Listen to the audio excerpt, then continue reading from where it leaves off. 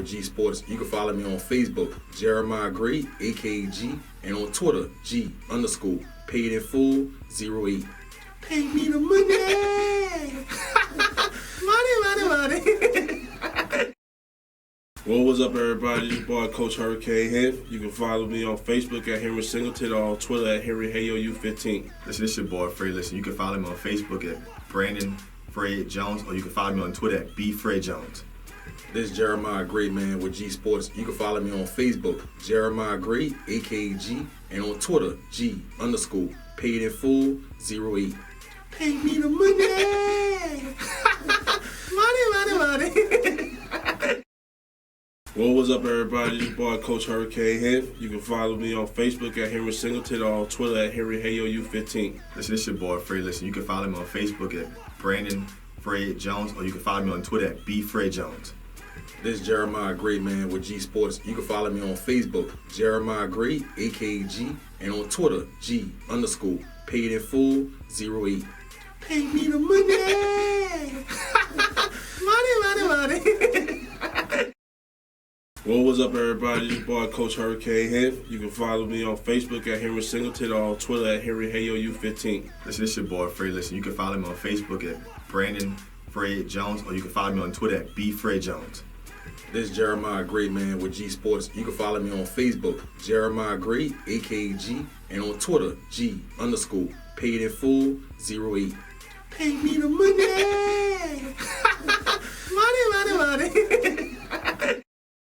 Well, what's up, everybody? This is your boy, Coach Hurricane Hemp. You can follow me on Facebook at Henry Singleton or on Twitter at HenryHayoU15. This is your boy, Fred. Listen, you can follow me on Facebook at Brandon Fred Jones, or you can follow me on Twitter at BFredJones. This is Jeremiah Gray, man, with G Sports. You can follow me on Facebook, Jeremiah Gray, A.K.A. G, and on Twitter, G_paid in full 08.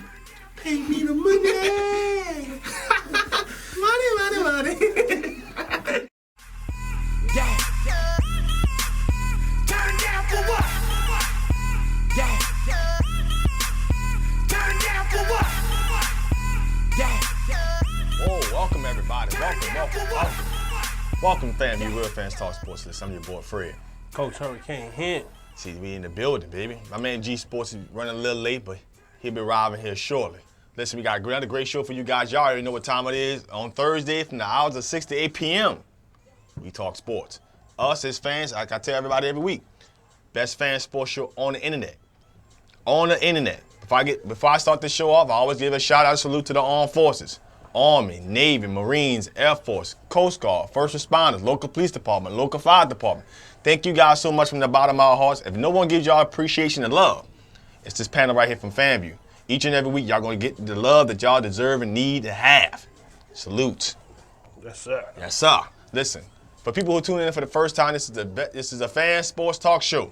This is us as fans getting it in, talking sports, football, basketball, baseball, golf, soccer. It don't matter.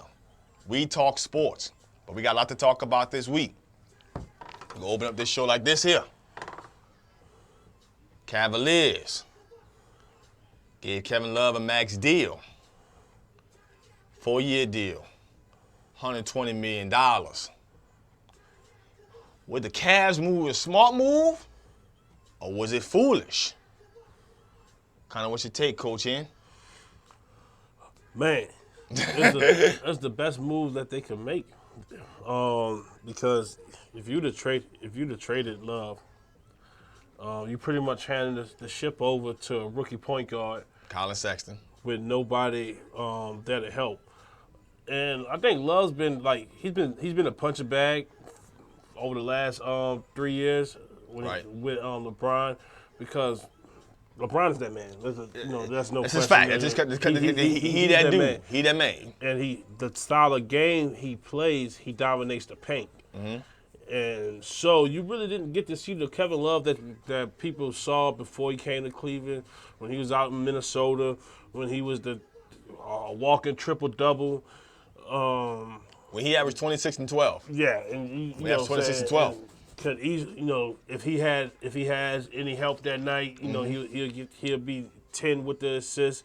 So you needed somebody to help. He was the best player available for them for their situation. He was still in tow on the team. Right. So you give them the 1-2 punch. You still have Culver on the roster. Yep. You still got Clarkson. You got Larry Nance Jr. Larry Nance stuff. So you got some young athletic pieces. You still got Tristan Thompson with that abysmal contract. But the thing gonna matter is Kevin Love is the only for sure scorer that you have on that roster. True. Facts. So the only two, you got two teams to really worry about in the East. I don't predict them going to the East Conference Final by any means, but Kevin Love is the best power forward in that conference. Yes, I would probably still agree with that. I think Kevin Love, as long as Porzingis is not healthy, then I think that Kevin Love is the best option as far as power forwards in the Eastern Conference. I think Kevin Love is that kind of player. P.J. Brown says Love is the best player on their team now. Smart decision in giving him that contract. Kellen Reese says Kevin Love doesn't deserve that much money. Their defense needs to secure, but they definitely need to secure him. And P.J. Brown also iterates that the Cavs fans would see a different Love playing this season. Losing LeBron would free his game up. People forget that the guy can play ball. I agree with all those things. I think the only thing that I'm going to kind of bit on the foolish side a little bit. Not completely, meaning that I don't think there's a disagreement in not locking up Kevin Love. I think that the fact that the contract had a lot to do with the fact that you had the best player in the world leave your organization twice. Mm-hmm. And then the first time he left, you went from winning 62 games, now winning down to 19. You end up having the first overall pick 3 out of the 4 seasons that he was going in Miami. So now that you actually have Kevin Love in place this time, you still have a quality basketball player that you have on your team. You say to yourself, man, do I really want to experience 19 wins again, 20 wins again, because LeBron left again? No, I don't want to go through that rebirth situation. You had the 8th overall pick this year. You drafted Colin Sexton, and then locking up Kevin Love meant that, hey, we're still trying to be contenders. Maybe not for the NBA championship, but at least we're going to still make a push to be in the playoff mix. Well, so I'm like, man, I'm looking at the upcoming draft. I'm saying to myself, got R.J. Barrett, Cam Reddish, Zion Williamson. To restart this thing in Cleveland, it may not be a bad idea. I'm not saying that you're playing to lose. But what I am saying is you may have a guy, too, that you may not be available to get because if your team is somewhat competitive. Well, see, this is the big difference. This is the real big difference in the situations. When LeBron left the first time, mm-hmm. the Hawks was a player. Mm-hmm. The Raptors just made it to the playoffs the first time. And since Vince Carter and Trace McGrady, since that brand left, the Celtics still had the big 3. Yeah. The Pacers was a team. Mm-hmm. Chicago was a team. Yeah, Derrick Rose was there. Derrick Rose Chicago, still. And the Pistons were still making the playoffs. Mm-hmm. And the Wizards. The Hawks. The Hawks. So that's 7 teams. Not named the Cavaliers. LeBron was the only reason why the Cavs was always in that mix. And you still have Orlando. The Orlando who just made the finals. Well, I'm sorry. No, one of those 2 spots was taken because Miami. Miami was going. Right. So you put Miami. You put LeBron with Miami. That eliminated the Cavs. Mm-hmm. Right there. So they had the worst record in the league. Right. That time running. Then. Right. He came back. Right. Then when he left for the second time, he left the conference. Right. He left the conference. So this is not an issue no more. Right. So you're still competitive with Love. Right. It made sense to it made sense to pretty much lock him up. I don't see what's your other reason why. Now, Wallace Core says, you are in trouble if you're building your hopes around Love. Minnesota was irrelevant when he balled there. He can't leave. And I beg to differ. The West was the West. The West will always be the West. The West is the cream. Is the Western cream Conference was the Western of the Conference. crop. You know, you had one player can't get it done in the West. One player can get it done in the East. We've seen it time and time again. Those are the facts. You know, so that's just all there is to it. The West will always dominate what's going on. Facts. The biggest thing about the Western Conference is that fact that at the end of the day, you make a great point. LeBron is not leaving and staying in the Eastern Conference. He's in the West now. So can Kevin Love come back to being the 26-point, 12-rebound guy that he was in Minnesota? Possibly. I mean, he may have to score the entire 26 points, maybe give you 20. But I think if he still give you 13, 14 rebounds, he's still a solid basketball player. But when you start paying the guy $30 million for the next 4 seasons, I start to ask myself, is Kevin Love could come back to being franchise Kevin Love? When you start paying the guy $30 million, is he still franchise? And that's the part that scares me. Well, like I said earlier, the main thing is you got to understand the type of player LeBron was. He dominated the paint.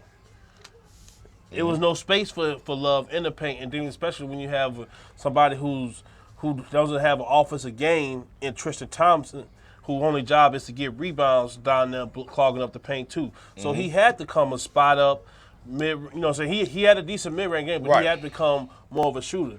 You just open up the whole lane. You got a young point guard who likes to penetrate. Why not? Like I said, to this point, if you look on their roster, he's the best. He's the only guy that's proven in the NBA. Now, we know Sexton would get that, but for us right now, as NBA minutes, he's the only guy on that squad that can provably score. Period. So if you don't lock him up, what is you saying? All right, we got the number 8 pick. We trade Love away. Or we just going to let him walk for free, and we playing for this lottery. You know what I'm saying? We're going to miss this lottery because with Love, we get to the playoff. But then the next couple of years, what you going to do then? So, it was either, like I said, the East, when LeBron was there, when he left Cavs the first time, is not as bad as when he left. Look, he left the conference this time. So, the teeter-totter ain't happened. He left the conference. So, you got teams that we know for sure is going to make the playoffs. Celtics. Philadelphia. The Sixers. Milwaukee. The Spurs. The Milwaukee. Bucks. The Wizards. Everything else is up for grab. You got 3 spots up for grab. When LeBron went the first time, wasn't no spots up for grab. Chicago was going to make it. The Celtics was going to make it. The Raptors was the only swing team, but they lost. But when LeBron left, so did Bosh leave. So you lost your playoff hopes. No, I'm talking about like going into next year. Yeah, I said the Raptors. I said them. But you know what I'm saying? You got 5 for sure teams. You know what I'm saying? The Hawks was good back there because that's when they made Hawks was there. Josh Smith was still playing. They had Joe Johnson. Joe Johnson. The damn guy, he left. He went to Marvin Lewis. They had Marvin Williams. Carroll. Williams. DeMar Carroll. DeMar Carroll. You know what I'm saying? And then Roy Hibbert, Paul George, and Lance Stevenson, and the world winner of Jeff Teague with the Hawks. They had Hill for a time period. They had Collinson. It was like a revolving door at that point guard spot for the Celtics. And they had your boy from Grace King from down here. Tip of my tongue. Danny Granger. My boy. My boy. When you said Grace King, I knew exactly what he was doing. What's your take? Are the Cavs foolish to sign Kevin Love, or they're smart to sign Kevin Love? I think they had to give him his money. I mean, he's the best player on your roster. And just because they signed him to this 4-year, $120 million deal, that doesn't mean that he can't be traded. Right. So I think it doesn't mean that he's not an unmovable piece. Right. I think it remains to be seen if the Cavs are going to hold on to him. I think they're going to go throughout the season, get to the All-Star break, and see if they can at least get that 7 or 8 seed in the playoffs. And if they can, they'll probably hold on to him. If they can't, they might move him. And somebody that's a contender that needs that missing piece to be able to get to make a run in the playoffs, they might acquire Kevin Love. Right. Or an injury. And in this day's NBA, that 4-year, $120 million deal isn't that bad for an all-star type of caliber player that he is. So I don't see no problem with Dan Gilbert giving him that money. I think you're going to see Kevin Love get back to the old Kevin Love of scoring probably over 20 points a game, 12 rebounds, and be one of the better power forwards in the NBA. Just to piggyback on what G said real quick before we shift, who in the East gonna guard him? That's the thing. The only other guy that can possibly guard him is he can't stay healthy. It's Porzingis. That's the only guy I can think of that's. That could give him trouble. That give him trouble. That would give Al him Horford trouble. will probably be a good matchup for him. But Al Horford, he will. The question was, will Boston put him on him? Would they stretch him out there? Because he's also a rim protector. So Kevin Love gonna probably still play inside out. So I'm saying he's not gonna always be in the paint. He's still gonna play by the 3-point line. So can't Al Horford guard him? Yeah, but will he always be on him? Right. I mean, but you know what the Celtics like to do. That's why I think their roster is so intriguing. Why, if they were to make it to the finals, they would give Golden State a run for their money because they have a lot of interchangeable pieces. Aaron Baines can play the 5, move Al Horford to the 4. Then they can go small ball and put Al Horford at the 5, put Tatum at the 4. So they got a lot of different things they can do. They can give teams fits. So if they put Tatum on, Tatum 6'8", 6'9". Yeah. Al Horford 6'10". And Al Horford he can move for a big move, guy. he can move a big guy. So I mean, but that's one team that we probably can name that probably got them kind of pieces. And that's just like you said. You hit the nail on the collar. That's one. Because You know what I'm saying? You look at Milwaukee. Yeah, they probably got like one of the best players in that conference. But what you got surrounded outside of Chris Middleton, Right. who can play? Who can play? And I'm a fan of Malcolm Brogdon. You know, his numbers wasn't as good as it was the first year. Right. Parker ain't there no more. He back at home with Chicago. Thon Maker is gonna be the guy they're gonna have to rely on. But he's a 5. You know, even though they put him in the 4 sometimes, but he's a 5. But his offensive load, like you said, is going to increase some. The only other team outside of that can guard him, I say the Knicks because of Porzingis, if he's healthy, the Celtics because of that, and the Sixers because they got a variety of big body. Look, Sarge is not a good defender, but hell, the guy's 6'10", 6'11". Right. You know what I'm saying? That's making you work. Then you draw a Ben Simmons out there if you want to go like small, and that's saying something. When you saying going small, you putting a 6'10" small forward at the 4. You know, so that's the only team, but that's 2, and that's 3 teams that we named, and 2 of them on the top echelon. I think you're gonna see Kevin Love get back to the Minnesota Kevin Love. He gonna ball. He gonna play basketball. I just think that I hope that basketball does translate because in Minnesota it didn't translate to 40+ wins, 45. Again, but he's in the Western Conference. That roster was terrible. And he's in the Western Conference. And that's what I'm saying. You in the West. So now in the East, you know, if those things can translate to W's, then it's a valid contract. But if it still translates to 25 wins, you say to yourself, hey, you know, I'm still almost in a lot of a situation. You know, where am I? What am I going with this? You know what I'm saying? That go back to what G said. See where you at, because the All-Star break is a little bit past the halfway point. See where you at, the trade deadline ain't to like the week of or after, depending on how the NBA set it up this year. See where you at. Somebody go, because look, the sad thing about sports is injuries happen. Injury could happen. Like, hey, this guy, I honestly could have seen the Pelicans making the move. Like, let's say LeBron's already in the West. Boogie went down last year. I could have seen the Pelicans trying to maneuver to make a move for them. Because, hey, one thing you have to worry about, he was already signed. Right. He signed. You gave him this money. He signed. So that's showing AD, hey, look, he got multiple years here. Now it's y'all two different styles of play. We can find, and Kevin Love is a better version of Mirotic. Way better better. version of Mirotic. Rebounds way better. Shoots the ball. Well, I think. Yeah, to me, he shoots the ball better than Mirotic. He has a better mid-range. Mirotic has been more. He can score at all 3 levels. Mirotic can score down low, but Mirotic mainly wants to be a stretch four. He's a poor man's version of Kevin Love. And, so I could have, so an injury like that would have happened last year. Hey, that would have said, and that really would have put the signs on the door, especially the type of injury that Boogie said, hey, we're not bringing you back. Right. It's just a matter of the end of the day. Like I said, the Minnesota Timberwolves, Kevin Love, to me, you actually 26-5. I'm like, damn, this is outstanding for a guy of his size, his caliber. He's a walking double-double. You've seen several games where he had 20 plus points, 20 plus rebounds. If that Kevin Love comes back in the Eastern Conference, it makes sense. But if that Kevin Love don't come back, if we start to see any glimpses of the Kevin Love that we saw in the Indiana series, where he only averaged like 11 points and things like that, his body didn't like he was responding properly, then you say to yourself, it's a lot of money to have a guy on your roster to be making that if he can't average 20-plus points. I think he can. But if he can't, it's a lot of money to hold yourself on the hook for. Kevin Love is going to be all right. First of all, his game is not based off athleticism. It's based off purely skill. He's very skilled. He could back. He could get you on a low block. He could hit you with the right hook, the left hook. He could go out to the perimeter and hit you with the 3-ball. He can pass pretty good for a big man. Right. And not playing around LeBron no more, where you just looked at it as a spot-up shooter. You want to see all the different variety that he bring out his game now since LeBron is gone. Kevin Love is going to get back to the old Kevin Love. I'm telling you. Now, do I think he's going to be like a top 3, top 4 power forward in the league? No, but I think he's going to get back to 20-plus a game, 12 rebounds. And he's going to have a pretty good season. I can see that Cavs team, with the way Colin Sexton looking at Summer League. I know it's only Summer League, but I can see them making an 8 seed in that shit-ass East. Hell, they might be 6.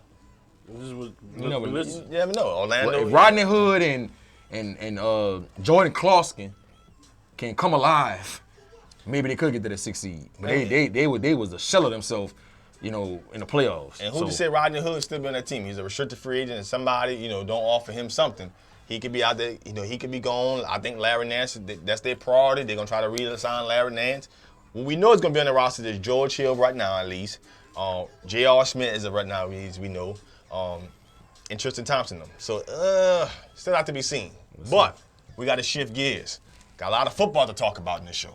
A lot of football. But we're going to address college football first because we got a lot of NFL to get to. For people who tuning in, we're going to give you our list of the top 5 college programs in college football. Starting off with number 5. I'm going to kind of go ahead and get it popping, get it started. If y'all tuning in right now, listen. Give us top 5. Drop your 5. Drop your 5. Top 5 college programs in the country heading into the season. I'm going to start off with my number 5 on the list.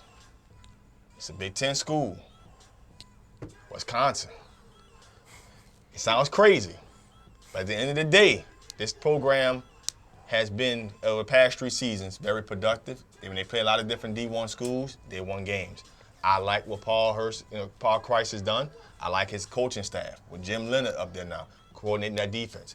They've been having a lot of different players, coming out of this program, staying there for all 4 years, and they've been very, very, very productive. Now, I think this program here, do I see the polls to win a national championship?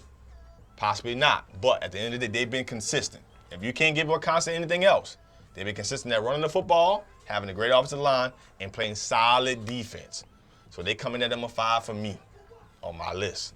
Top 5 programs. Number 5 for me is the Washington Huskies. Woo! Chris Peterson, man, one of the most underrated coaches in college football. I mean, when he was at Boise State, he made Boise State relevant. He made Boise State the name they are today. Nobody knew who the hell Boise State was before Peterson got there.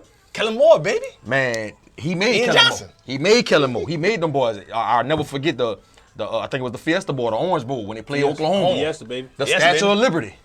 They brought it out. They brought 7 trick plays out there. Yeah, Ian Johnson proposed to his old lady after the game. Ian Johnson, baby. You know what I'm saying? It was a memorable. Who was the quarterback? Gotta say it with some pride, baby. Who was the quarterback? Tom Zimmerowski. Yeah, Tom Zimmerowski. So what? Matter of fact, he was on the cover of college football. The following year. He exposed that. He was on the cover. But Chris Peterson did a great job with Boise State. I mean, we talking about a team that was in Idaho. You know what I'm saying? Washington realized Blue turf. Washington realized what type of coach he was and how prominent he was, making them kind of moves at a school like Boise State and getting to a BCS Bowl with no 4 stars, no 5 stars, a bunch of underrated players nobody knew about. So just imagine if he can get to a program like Washington, what he can do. His first 2 years, we know it's hard to come to a program and change the regime and everything in your first 2 years. Yeah. I think he went 7-5, and in the second year he went 7. I think he went 7-5 2 years in a row. Last year he went 10-3. He had the big loss in the Fiesta Bowl to Penn State. But I think you see in his 4th year. Don't forget the fact that they got to the college playoffs the prior year. Right. I think you see in this 4 years. Usually you see good coaches once they get to a program. Usually that 3rd to 4th year you start seeing they now they got all their players in. Their scheme is in place. Everybody's buying into what they like to do. I think you see Washington be one of the better teams in college football this year and for years to come. Jake Browning, who had a phenomenal year the year before last, he had a setback last year. Yeah. But the year before last, the kid threw for over 3,000 yards, 30-something touchdowns. I think you see him get back to that form. Chris Peterson had a number. No, but he don't have John Ross and Austin Pettis. That's who. Hey, that's a good point. That's a good point. And Chris Peterson had the number 13 ranked recruiting class this But year. they have a highly rated running back on that team at Washington. Exactly. And I think you're going to see a lot of those guys be impact freshmen this year. Right. So I think Washington is going to be an impact program for years to come. As long as Chris Peterson is there, I look out for them to be a big-time program this year and for years to come, man. I got them as a number 5 ranked powerhouse program in college football right now. My number 5 is going to surprise a lot of folks. I'm saying, how? You must not have watched college football last year, something like that. I'm gonna just be 100. The Georgia Bulldogs are number 5 program. This is why. Okay. We said time and time. I think this might be our show motto. Don't be a prisoner of the moment. Don't be a prisoner of the moment. Now, do I think Kobe Smart is phenomenal? Yeah. Look, there's 152 Division I teams. I'm saying they're number 5. I'm not saying they're shitty. All right, number 5. This is the main reason why. All right. First of all, you're replacing some huge pieces off of your team that gave you your identity. That without these pieces, you wouldn't have made it to the college football championship last year. You got to replace Nick Chubb, who's been there for the past 4 years. Not only you got to replace Nick Chubb, you got to replace Sony Michel, who's been there for the past 4 years. All right. Flip to the other side of the ball. You got to replace that man. Look, I would have had no problem with this guy if he would have got the Heisman last year. That's how much I thought of Roquan Smith. He was dominant. on all levels of the game. He made their defensive front 7 kind of overachieve, and that's saying something when you had a first-round pick come out of that front 7 a year prior to that in Leonard Floyd. All right, so you got to replace all that stuff. And all those guys that's replacing those spots are freshmen or red shirt freshmen or sophomore classes, guys who didn't get much field time. So you actually in key spots all over the spot. You give it, I can't think of the freshman name, but he was just a specialty back. Well, he was number 1. He was a specialty guy. Now you ask him to be the guy. Calvin Ridley, brother, who didn't do nothing all season, had a hell of a championship. Yeah. Now you ask him to be the guy week in and week out. It's a lot of stuff. Then, a lot of people don't know this. There's a quarterback controversy going on. Because Fromm can play. Then you got Justin Fields. But Justin Fields is something special.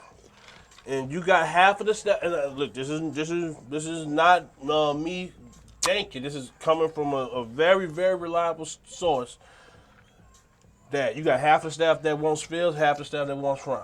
Then you got the half that wants Fromm is pretty much saying you can't just give it to Fields. Right. Because of what Fromm did. Because Fromm wasn't a starter last year. No, he Eason wasn't. was a starter. He got hurt and he took you to the national championship. All right, you can't just up and just take it away from him like that. Mm-hmm. So number 5, Georgia. Number 4 on the list. It's a very dominant college football program for the past couple of seasons, but a very dominant, recruiting coach. It's Ohio State. They're coming in number 4. And people say, why not high on the list? Here's why. Obviously, you got to replace a guy in J.T. Barrett. Mm-hmm. Obviously, that guy, Joe Burrows, was supposed to be that guy stepping up, probably had that quarterback position. He didn't. He transfers out. He comes to LSU. So you're looking at a lot of guys that came in and out of. We already know Ohio State gonna be prepared and ready to possibly win the Big Ten West, which goes against Michigan, Michigan State, Penn State, and so on and so forth. But you got to replace a lot of guys, and they had to replace a lot of guys from that secondary. They produced a lot of first-round picks the past 2 or 3 seasons in the NFL draft. Right. Out of Ohio State. So what I'm saying is, yes, I know an Urban Meyer prepared football team is going to be ready to play, but when you got to replace the J.T. Barrett, you got to continue to replace defensive backs out of that backfield, hey, you got question marks. And plus, Michigan going to be a little better this year. You know what I mean? I don't know so much about Penn State, but Michigan State going to be a little better this year. So, but overall, I know an Urban Meyer football team is going to be very well prepared to play a season. So for me, they come in at number 4. Number 4 for me is Georgia. Kirby Smart, what he's did in his only his second year at Georgia, you got him to the national championship, and you it was 3rd and 40. 3rd and 40. You was one down away from being crowned national champions in your second year at Georgia. You had the number 1 recruiting class the last 2 years in a row. You got Jake Fromm, you got Fields coming in with that quarterback battle. That's going to be a hell of a controversy throughout camp. I can't wait to see how that's going to turn out. Not to mention Ohio State lost Fields in that recruiting battle. Right. Ridley's brother and receiver going to emerge. Goodson, Right. Godson, I think his name is. Godson. He comes back. I think he's going to have a phenomenal year. They know on that defense, man, they just going to reload. Natris Patrick, he was suspended for the Rose Bowl and the national championship last year. But a lot of people don't know about him. This guy's going to be the next one. He's going to be the next Raquan Smith. They think he could be better than Raquan Smith for Georgia. So I think Georgia is going to be in the running to be for the international championship again this year. And with Kirby Smart, they're going to be dominant for the next 10-plus years as long as he stays there. So I think Georgia, they still got a ways to go to get to the Alabama level. But as of right now, for going into his 3rd year, they come in at number 4 for me as the most dominant program in all of college football. My number 4. Gonna surprise a lot of folks. I know I'm gonna get a lot of looks. But I'm going with that team up the road. And LSU. Not because I'm an LSU supporter and all that stuff. But here's the thing. But here's the thing. Here's the thing.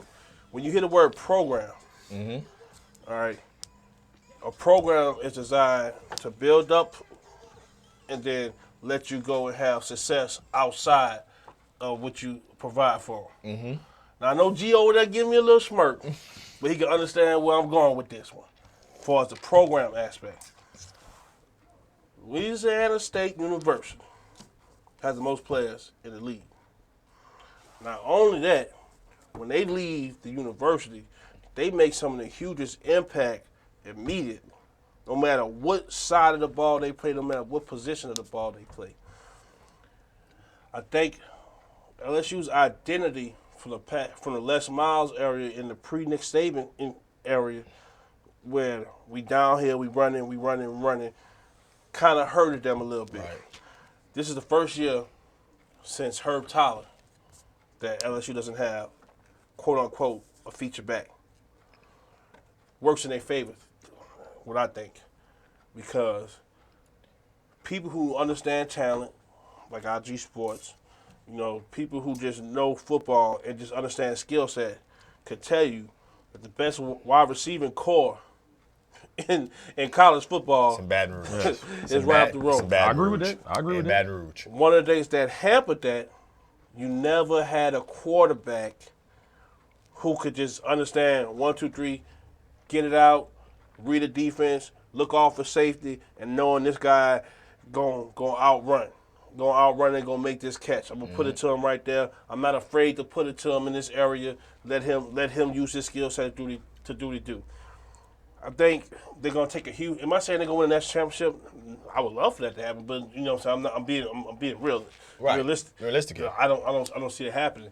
But with this receiving core being unlocked, with a quarterback, with a 2-quarterback system that I think that they're going to have with Burrow, the lead man, then you throw that curveball in there with Narcisse doing the RPO stuff with Clyde Edwards-Helaire, and then Narcisse is huge, and if y'all hadn't seen him lately, man, the dude is built like the River Parish god. He's like a mini Cam Newton. You know what I'm saying? And that's the only way you're going to keep him in tow. To be honest, that's the only way you keep him in tow. And then you flip it onto the other side of the ball. What needs to be said? That front seven is phenomenal. The backups behind the front seven is phenomenal. The depth at LSU on that side of the ball is going to spring them forward. with the recruiting class that they got coming in, it's something special. So look, LSU's number 4. Number 4. It's a good To pick. me. It's a good pick. Number 3 on my list, man, is Clemson. We gotta get Dabo. It's not a good pick, by the way. Stop. We gotta get Dabo. You talking about mine? Yeah. We gonna debate that after we come out with our top 5. Well, listen, Dabo Swinney, man, Clemson. Comes in number 3 for me, man. We gotta give Dabo Swinney credit. Credit is due. This guy's program has been phenomenal. He played in 2 national championships. Ever since this whole playoff situation, or you want to call it elimination game, been there, we got to look at Clemson. Clemson has been the talk of the town. Clemson has been in these type of games, and it's because of Dabo Swinney and how he's recruited. Now, last year, they kind of fell off. Obviously, you don't have the Deshaun Watson, but now they went out there last year and recruited another great kid that's going to probably take over this program. Maybe not this year, but come up next year. But their program has produced a lot of talent. He recruits athletes. I'm not calling them the organ of this kind of new era, but what I'm saying is they recruited a lot of top-rated players, and you've seen in the receiving corps from the Martavis Bryants to the DeAndre Hopkins to the Sammy Watkins to the Mike Williamses, in the world. I like the way they run their program. Now, to help better their situation is Jimbo Fisher is no longer in the ACC. So they only got one real viable program to really focus on, and that's Mark Richt down there in Miami. And if Mark Richt don't get it together, look at Clemson again to still dominate the ACC. So they come in at number 3 on my list. I got to agree with you, Fred, which is surprising. Clemson is number 3 for me. You know what I'm saying? They got a national championship. They've been to 2 national championship appearances. They got 3 ACC championships. They got 38 players in the NFL. It's not close to the 51 that LSU got, but they got 38. And they are the wide receiver U. These people put out high-quality receivers into the league every year. What Dabo Swinney has done with Clemson since he's gotten there, it's just been terrific, bro. And I think you see, just like you say, Jimbo Fisher going out the ACC, they gonna win the ACC every year. I just don't see anybody contending with him. I mean, Mark Rook, I'm pretty sure they're gonna give him a run for their money here and there. Louisville might give him a run for money with Petrino. You never know. You know what I'm saying? If he can get it, if he can keep on get that offense rolling the way he keeping it rolling. But for the most part, the Clemson recruiting class, they just reloading every year. They're going to have the best front 4 in football this year. They got 4 potential first rounders. Believe it. They're going to have a better front 4 than Alabama. Believe it. That's how relentless that pass rush is going to be this year, and they're going to be able to stop the run. The thing going to be with them is, can Kelly Bryant take that next step? Yeah. And I think if Kelly Bryant could have took that next step last year, they probably could have been in the national championship. Right. But he just wasn't ready to take over the reins. He had that big injury against Syracuse. From Deshaun Watson. He wasn't ready. The lights was too bright for him last year. And I think, and what you see Trevor Lawrence, who was the number 1 ranked quarterback in the nation coming out of high school, this guy is 6'7" with a long hair swag. Sunshine. Yeah, so Sunshine Jr. Sunshine Jr. over there. He going to push Kelly Bryant, and I think you're going to see Kelly Bryant reach his full potential this year, and I think there's no doubt in my mind Clemson going to be in the mix to win that natty again this year and for years to come. Yes. So I got Clemson number 3. I got Ohio State number 3. Buckeyes. Ohio State number 3. And the main reason why is because of the best front 4. The best front 4. The best front 4 in college football. Ooh. Joey Bosa. Nick Bosa. I was about to get to it. Okay. I know what I'm talking about. Joey Bosa came there. He dominated for 3 years. He left a present at the door. His present was his dad. His dad got into his mama a couple of years later. You know what I'm saying? Spit out something that was identical to him in size, hair length, speed, and strength. And come in Nick. He comes in. Then look, you talk about the defensive lineman that they put out the past couple of years. Sam Hubbard, stand up DN. You know what I'm saying? He went stand up his last year. Man, look, he's in the league now. Taquan Lewis, league. Jalen Holmes, league. Now you got Nick Bosa, and you go 8 deep. You go 8 deep. Out of those 8 guys, 7 of them will be drafted next year. That's crazy. That's crazy. I don't care about the first round. You know what I'm saying? If you just get into the league is something special. You about to put 7 guys from one unit in there, and it won't phase you. Mm-hmm. They've been doing the same thing with the secondary. 3 years ago, you put out Von Bell and who was the other guy? You put out Von Bell. It was 2 other guys in that secondary that came out that year. Then the next year, you put out Lattimore, Conley, and Malik Hooker. Malik Hooker. Then you come out this year, you put out Denzel Ward. Who some people say Denzel Ward is better than Marshawn Lattimore. You know, so you know what I'm saying? And Right. you just keep reloading. The thing that never fazed me about an Urban Meyer coach team, whenever quote-unquote D guy leaves, he always has somebody in the stable that nobody knows about and comes on and takes over and just blows people out the way. It was like, wow. You look at the situation when he was at Florida. He had Tebow. Nobody knew about Cam Newton. Then he got in trouble. Urban left for a little while, came back. Ohio State, he had Braxton Miller. Braxton Miller was the guy.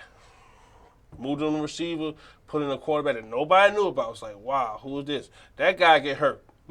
Put in another guy. 12 gauge. Nobody knew about. This guy gets drafted. He wins the national championship. Yeah. He don't start the next year. You know what I'm saying? You know what I'm saying? You know what I'm saying? There's always somebody in the fold for him. Right. And his ability to change schemes and his game day preparation on the offensive side, to me, is up there with Nick Saban game day preparation on the defensive side. He's always going, because just think about the Ezekiel Elliott when he was there. He was decent. I'm not saying he had a shit year, but he was right. It was up and down like. His junior year was okay. His sophomore year is a blowout. He didn't wow nobody. Then the college playoff coming, and he destroys Alabama out of the gate. Everybody's like, oh my God, who is this kid? Then he destroys in the national championship. Then the next year is like, he's blowing up at the coaches. He's still putting up numbers. He gone, and you reload, and you still roll. Urban Meyer and that program. Number three, baby. Listen, number 2 gonna come as a surprise for a lot of people. For me, people think I'm drinking bleach with this number 2 selection. But number 2 for me is Alabama. And it's only because of, at the end of the day, when you having to continue to dominate, now, consistency is what they are. When you look at the past 10 years since Nick Saban's been there, at the end of the day, they've been consistent. You know they're going to be a national championship contender. But right now, you're in a situation where you're replacing a lot of defensive players. And I know you're used to it. You got to replace, Payne, who was a first-round pick. You got to replace Malik Hooker, who was a first-round pick. You got to replace Rodney Harrison, who was a third-round pick. You got to replace Rashad Evans, who was a first-round pick at the Titans. A lot of replacements on that defensive side of the ball. For a lot of guys that we're going to see next year who we don't know names of. They got a quarterback battle, Jalen Hurts and Tua. So you got that situation going on. Now, at running back, we already know they got Damian Harris and Najee Harris, some receivers we got out there. A lot of things solid on offense, but a lot of unknowns on defense. And for the past couple of years, of people who don't know, they have not been number 1 overall in recruiting. Right. Still top 5, right, but not number 1. When they've been dominant over and over again, they've dominated number 1 in recruiting. Somebody else has taken over for them at number 1, who is my number 1. So going into this year, college football program, Alabama. 2, my list. I got Ohio State at number 2. I got to go with Mr. Consistent, Urban Meyer. He going to find a way to win 10 games for you every year. Yeah, that's amazing, bro. Like, he's going, and look, his non-conference schedule is not going to be no cakewalk. He's going to find a way to play the top team. He play the top games, and he going to win 10 games for you every year. The guy going to win conference championships. He going to be in the mix to be for the BCS title game. He going to be in a mix. And he going to get his players drafted first round, second round, third round. That's what he going to do. I mean, 42 players in the NFL from Ohio State. I mean, that's 9 away from LSU. So that's saying something. I think you see Ohio State keep rolling again this year. I mean, they got a lot of key pieces coming back. I think you see them for sure win the Big Ten. I hope I'm wrong because I want to see Michigan and with Shea Patterson coming to Ann Arbor, baby. I think he might be able to dethrone the Buckeyes, baby. but we'll see. We'll see. Michigan made y'all top 5? No, No. he didn't. No. See, I'm realistic. No. I'm realistic. I ain't biased. Unlike some people in here putting LSU in the top 5. I'm realistic. You know what I'm saying? LSU ain't been to a BCS bowl in 7 years. I'm realistic. 7 years. I'm realistic. But that's neither here nor there. But I gotta go with Mr. Consistent, man. Urban Meyer, what he did with that Ohio State program after Jim Tressel left. I mean, you was at Florida, you went back to back. You said, you know what? I dominated the SEC. Let me go up to the Big Ten Handle business. and get away from Nick Saban and make things a little easier on myself. And all I gotta do is get to the big game and then figure it out. Ohio State, man, number 2 most dominant team in all of college football going to 2018. Mr. Consistent. Mr. Consistent. Mr. Consistent. That's what Urban Meyer's name is, Mr. Consistent. Hey, ain't nothing wrong with that, baby. From Utah to Florida. To Ohio Look, State. man, you had Alex Smith up for the Heisman. That's all you gotta say. That's You it. went undefeated with Alex Smith at quarterback. And who they beat in that BCS Bowl? When he was at Utah. They beat somebody. It was somebody good. I want to say Oklahoma. I can't remember who it was, and they dominated. They dominated. I want to say it was the Josh Heupel led Oklahoma team. I might. No. Josh Heupel had been gone. No, Josh he was at Heupel? Utah. No, Josh Heupel played with Torrance Marshall, huh? The linebacker from. That was White, Jason White. No, man, Jason White played against LSU. Yeah, Jason White played against LSU. Jason White played 2 years. He did. He had a 6 year. He had a 6 year. yeah, Tore his ACL. He tore his ACL like 6 Yeah. times. Yeah, and he played 6 years at Oklahoma. He started every I thought year. that was Josh Heupel played. Josh Heupel came after him. Way when they won the Orange Bowl with Bob Stoops won his first national championship. Shit. I can't remember. I remember they blowing Bob somebody out. I Stoops been can't coached too long, man. That what happen when you coach so long. You got to guess at all the broken pieces that you had at quarterback. It was before Sam Bradford. Well, for y'all know it for sure. Before Sam Bradford, the only quarterback I can remember before Sam, after James, is Heupel. Right. It's not that big of a window. It's somebody we forgetting about. It's something about. I keep saying I'm thinking of Lincoln Riley, but he's a coach. But even though he played quarterback there, but it's somebody in between. Yeah, I can't remember. Can't remember. Yeah. Number 2 is Clemson. Dabo Swagalicious, baby. That's what I call it, baby. Dabo swag it out, baby. Look, when you can brainwash your program to say, before a game, look, we gonna ride this charter bus to the stadium. We gonna rock this sucker the whole way. And I don't know if you've been on Clemson campus. I've been there. Yeah. But look, them curves ain't no regular curve. It's hilly in South Carolina. Even on the campus. And it look horrible going to Clemson. Trailer parks here, look like man, where am I at? As soon as you see the gates, you're like, all right, I'm here. And they rock that bus, pulling up to the stadium.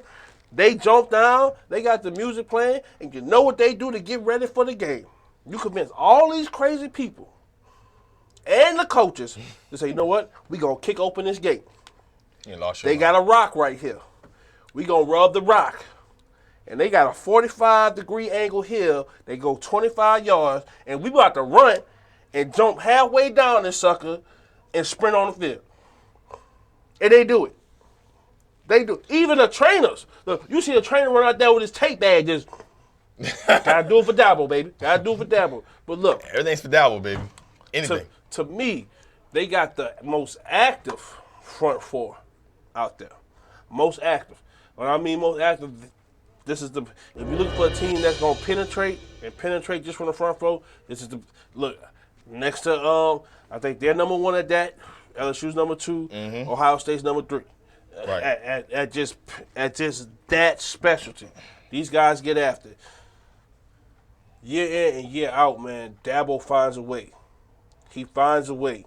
He changes his system. It doesn't look like it's changing. He changes his system year in and year out to fit what he has on the field.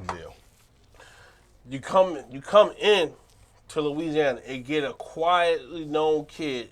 If you follow high school football, you knew ETN was like, hey, that's something special. LSU waited Too late. a month before signing the offering. Too But that's late. neither here nor there. Too late. But look who was He said I'm going to the real Tigers. Look who was in charge of his recruiting too.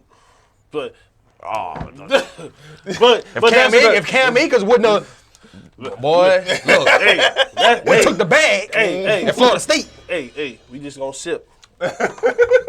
Cause New Orleans Network ain't about out kids, baby.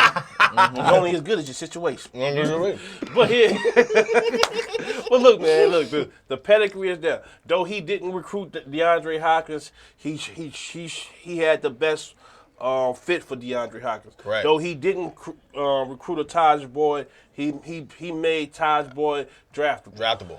Then the success. He did it the right way. Look at the run. Consistency. And got the right quarterback in at the right time. Boom. You take off. You play Alabama 2 back-to-back. You could have won the first one. You just was tired. You got beat up. You ain't Special never teams. Special teams killed them. Look, you ain't never seen a team that just constantly and then they subs just constantly doing the same thing. You wasn't built for that yet. You took that L, but you learned from that L and you went and you built on it. You got your team ready, you come back, you win. Then you lose the best quarterback that you ever had. Okay, your quarterback had some up and down, had an up and down season. But look at the numbers. If you look at the stat line, you wouldn't even, any other Power 5 team would take that. The stat line they put out, plus what the defense going to do.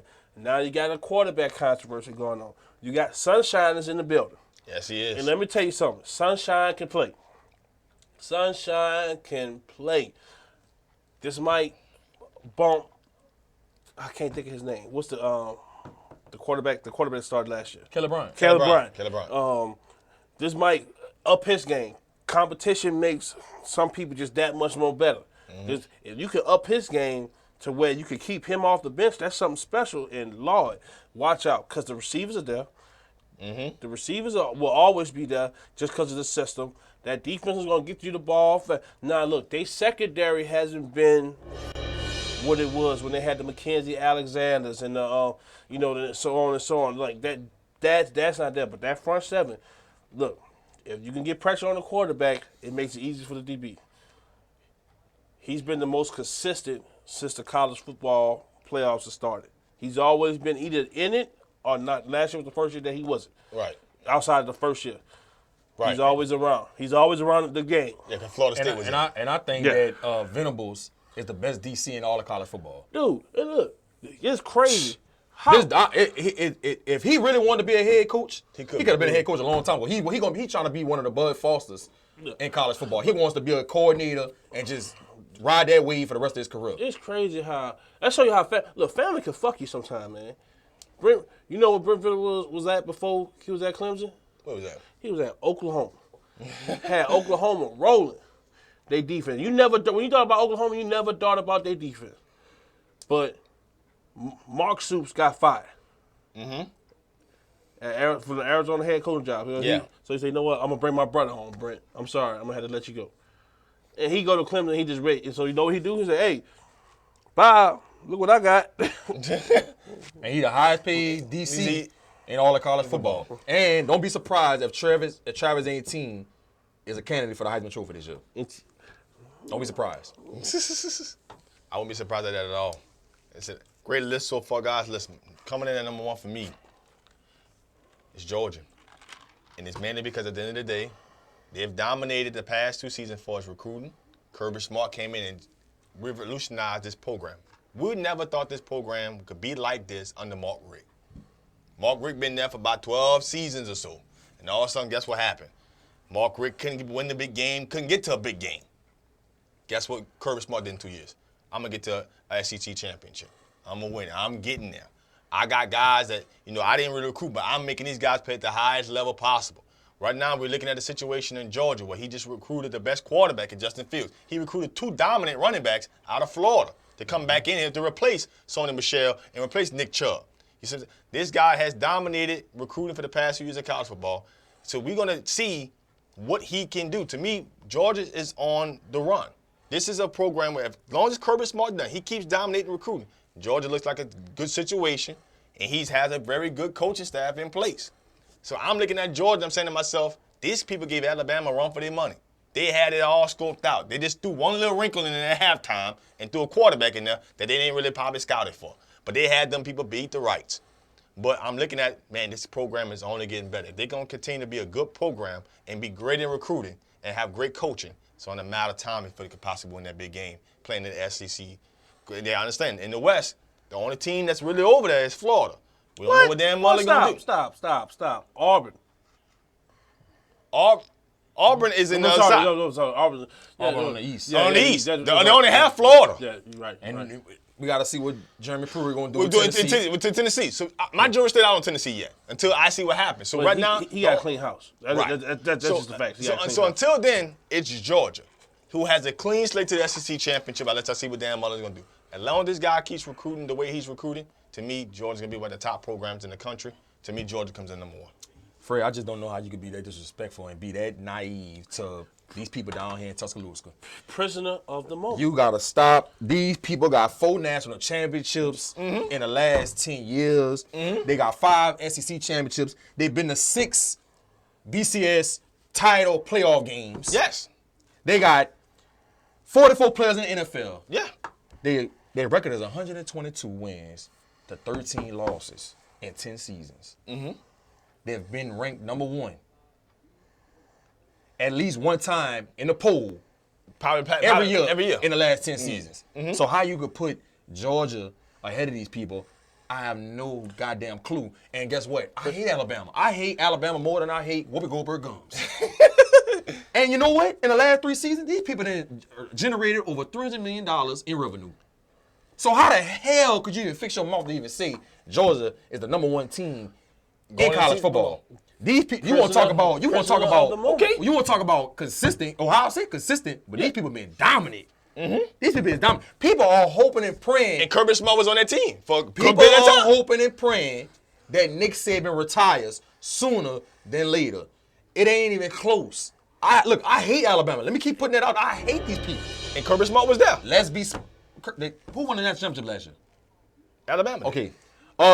Like I said, these people have been dominant, and they're gonna continue to be dominant. Now, will they win the national championship this year? I'm not saying that. Okay. But if you were gonna talk about the most dominant team going into 2018, it ain't even close to people in Tuscaloosa. Got a lot of people to play. Saint Nick gets it done. He finds a way to keep getting 5-star and 4-star players in there. He finds a way to motivate these players. He finds a way to motivate himself. And guess what? He has a hell of a coaching staff that he replaces. When he got good coaches on his coaching staff, and they lead people like Lane Kiffin, Sarkisian, Jeremy Pruitt, the list goes on and on. Yeah. He finds other people Kirby Smart. Kirby Smart. He finds people to replace him and just keep reloading and keep that thing going. Okay. He like an iPod. Just charge him up and they start going again. It's Tuscaloosa, man. Alabama ain't even close. If you ain't got Alabama as number 1 on your list, you need to go jump off the spillway. Stop. No, look. For the disrespect that you put out over the years of us doing this show, this is by far the most disrespectful. Yes. You gonna draw because Kirby Smart for himself. It's a reason why an assistant hasn't beat Nick Saban yet. The man been coached for 30 years and not one assistant that he's played that was under his tree has beat him. It's a reason why. That may not always stay the same. Of course, eventually, but yeah. Hey, if was he gonna see Georgia again. He gonna see Georgia again. We're not gonna be like that. He gonna see the people again. You hope they see Georgia again. No, they gonna see Georgia again. No, you know that for sure. You see the game played out. We gonna see. Just like you knew Le'Veon Bell wasn't gonna get that money, huh? He ain't get that money yet. Okay, but you know what's about to happen. I can't wait till we get to that segment. I don't know. I can't wait to get to that segment either. I don't know. I told y'all. I don't know. Wait till we get there. Look, anyway, man. Look, if you understand the sport of football, if you have any knowledge of the sport of football, it's Alabama, and it's Alabama by a long shot. By a long shot. Long shot. Look, this man came from LSU, Miami, to Alabama in a year that they was on probation. Changed their style of play on offense and defense 7 times. Got how many national championships, G? 4. Okay. How many SEC championships the man has been in? 5. Okay. The toughest conference by far, he's dominated. He's dominated. The toughest conference by far, he's dominated. Look, man. when you line up, and I tell you that LSU got the best wide receiver core, and it's not close. It's true. But when I tell you that Alabama got a 3-headed monster, that it ain't close, that nobody in the conference can put out, and Jerry Jr., Henry Ruggs, and Amy Zone, Devontae Smith. And you got Najee Harris back there. Oh my God, and you got Tua. You got Tua. He reloads, and this is the thing. You saying he didn't win the number one fruit battle. That's okay. When Nick Saban is elite at, and when he's the best at, and no college coach. He's the most prepared college football coach. No. That's not what he's the best at. He's the best at developing guys. Developing guys for his system. Because every year that you think of, oh man, ain't no more Landon Collins, ain't no more Clinton Dix, ain't no more Drake Kirkpatrick, ain't no more Mika Fitzpatrick. He throws out 7 other guys out there like, and then when the body will get red on him, like, oh, he's a 5-star kid from 3 years ago class. Like there's gonna be a DB that you ain't that nobody heard of. That we never heard of. That named Shaheem Carter. Shaheem Carter. He played quarterback at Kentwood. He's been at Alabama. Been on the shelf. Been sitting there. Couldn't break through. Not that he's not good. He had good players in front of him. But guess what? When he make his first interception and take it to the house, he'll be like Shaheem Carter, 5-star athlete recruit out of Kentwood, Louisiana. I'm like, damn, he's still there? There's always look, Deshaun Hand was the number 1 DN, and at one point in time in his high school career, he was the number 1 player in the nation. Going into Alabama, and nobody heard about him until the last 2 years. Mm-hmm. Why? Really last year. Why? Because he always reloads. He sits you in the system. You hardly gonna play until he knows that you are ready to play his way. You take it back from when he had Xavier Dixon all the way to now, to when you putting out a Rashad Evans. Right. It's not even close. Not even close. Not even close. Not even close. So you don't think Not even close. So you don't think it's gonna change? Not even close. Nah. Look. So you don't think them Bulldogs got a shot at overthrown? No. Listen. I'm not saying Georgia can't beat them. That's not what I'm saying. You talking about program? I'm saying if you just line their resumes up over the last 10 years. Well, at the end of the day, because Georgia has not had Kirby Smart for 10 years. But listen.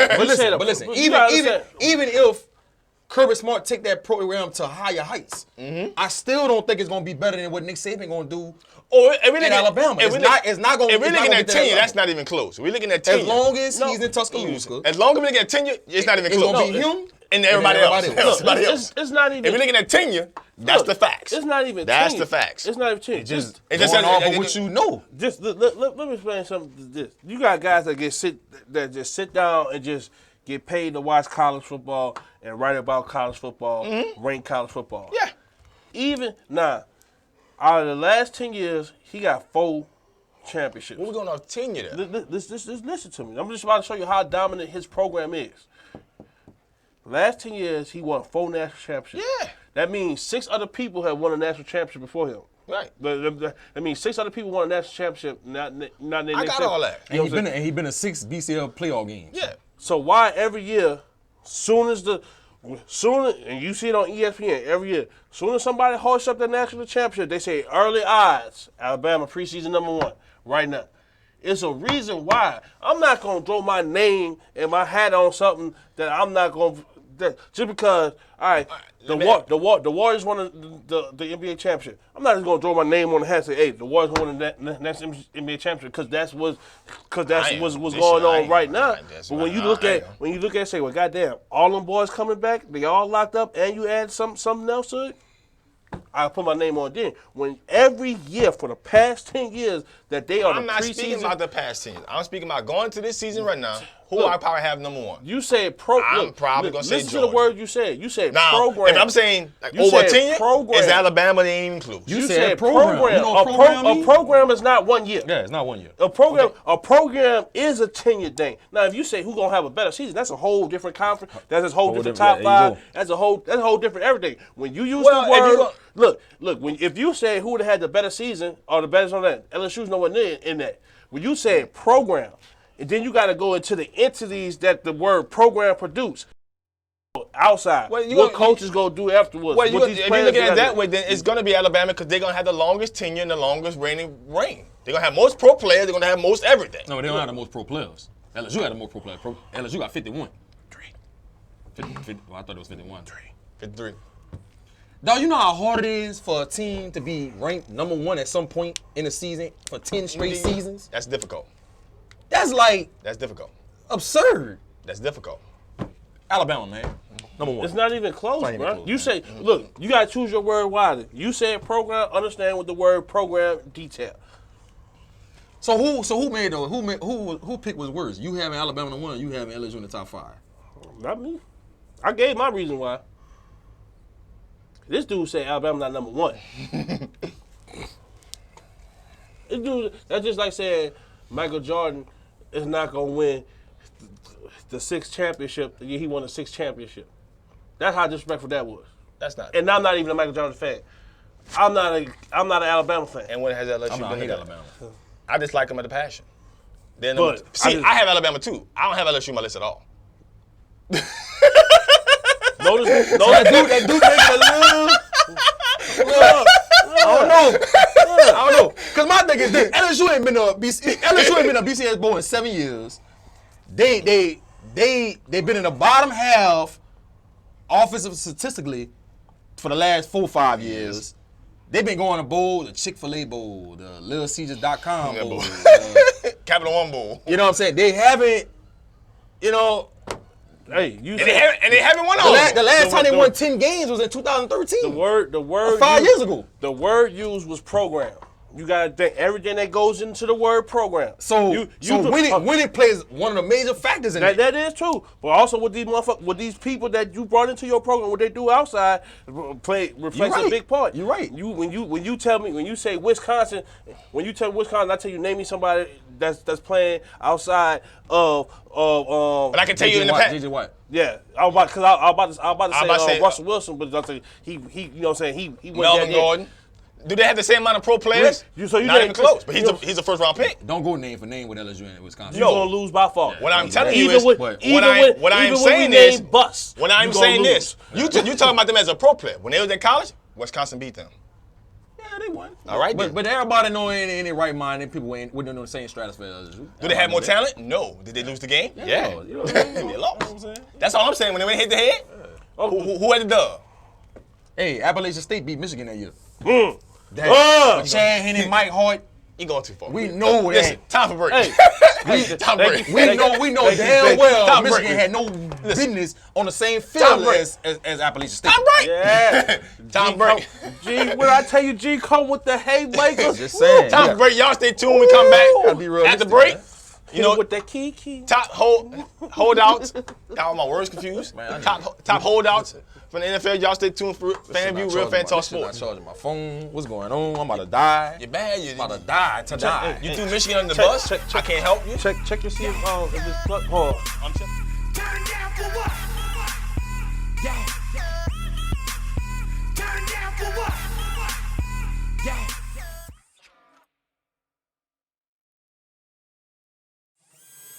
Hey yo, what's up? It's your boy DJ Slick Daddy. This DJ Slick 514. And of course, I'm your girl, Black Coco. Tune in.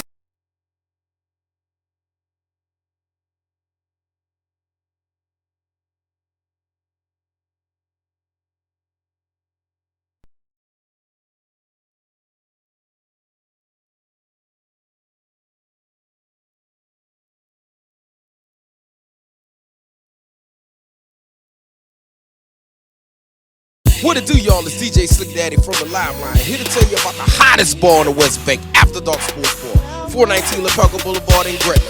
Come check us out on Monday for steak and oyster night, Thursday free seafood night, Friday 3-for-1 happy hour, Saturdays ladies night and always open for parties, and then Sunday, Saint Sunday, oldie but goodie Sunday.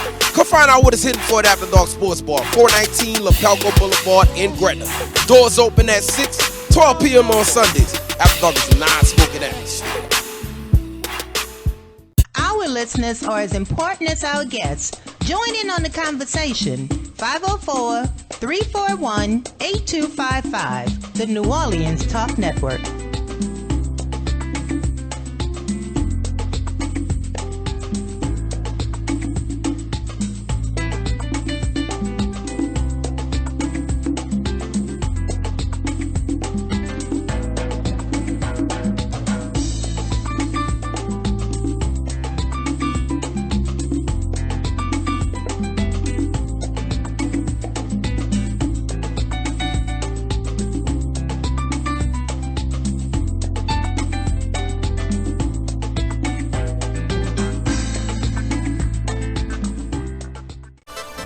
what's up? It's your boy DJ Slick Daddy. This DJ Slick 514. And of course, I'm your girl, Black Coco. Tune into the Live Line, New Orleans Talk Network, every Tuesday, 7 to 8:30 with all the trending topics. And you can also check out my mix, DJ Slick Mix Quote 1 and 2.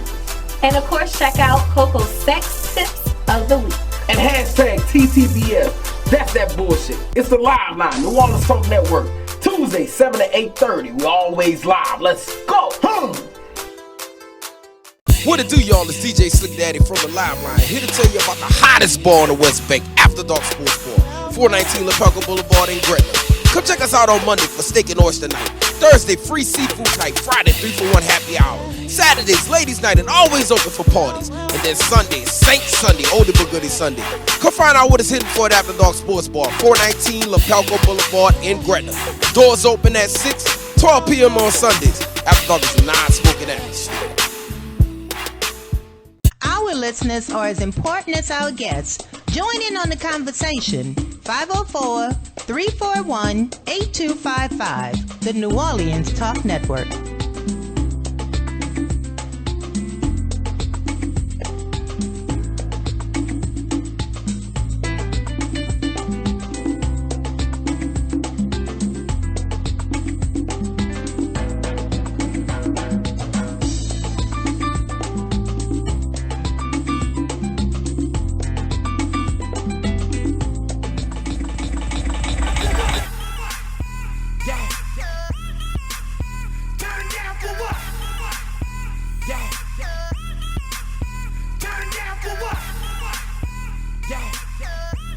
Welcome back, everyone. FanView, Real Fans Talk Sports. Again, this is the #1 sports fan network. I said that wrong. It's the #1 sports show on the internet. Y'all can tune into New Orleans Talk Network at www.neworleanstalknetwork.com. Follow us on Instagram at NOTN Talk. Follow us on Twitter, same thing, NOTN Talk. And don't forget to follow us on Facebook, FanView Live, Instagram, FanView Live, Twitter, FanView NOLA. We do this show each and every Thursday from 6 to 8 p.m. Y'all tag in my man G Sports. Follow him online on G Sports. Got a lot that he be putting out there, especially high school basketball, high school football. Follow my man. Trust me, we get it in each and every week when we sit down talking these sports. But right now we get into some of these NFL contracts, NFL holdouts. Guys like Le'Veon Bell, Aaron Donald, Khalil Mack wants a new deal. Julio just got a situation worked out in Atlanta. Came to kind of revised agreement that he's gonna report to camp. But they haven't given him a new deal. They haven't given him a new deal. So, but they came up with some revised deal for him. Guys possibly holdouts. Odell Beckham Jr. He said he reporting though. He reporting? Going to camp then. Question is, what the guy that are holding out right now, who has the most leverage going into? Who y'all think? Nobody, none of them. Because at the end of the day, once you start missing a certain amount of days, you start getting fined. Now, if you got that kind of money in the bank where you could just take on what they get fined per day? What is like? It's like $1,500 or something like that. It starts off at $1,500. And it increases each week or something like that. It's on a ladder scale. Yeah. So if they got that kind of money in their pocket, like Earl Thomas, he gonna sit out the whole training camp. Earl Thomas. They say that every year, and then when they get down to the get down, they report at some point, boy, you ain't got that kind of money just to throw away. I don't give a damn how much money you make in a year. Right. So none of them has that much leverage. And then the thing with Julio contract, I just don't understand. Julio, you got 3 years left on your deal.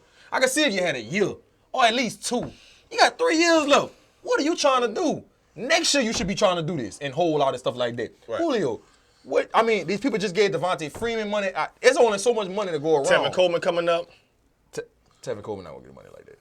No, but he has a contract coming up though. But he not. But we talking about. No, they just talking about franchise altering money. Yeah. They just paid Matt Ryan. Right. They just get Deontay Freeman. Right. But my point is, Julio, you got to be more realistic. I feel like his agent is advising him wrong.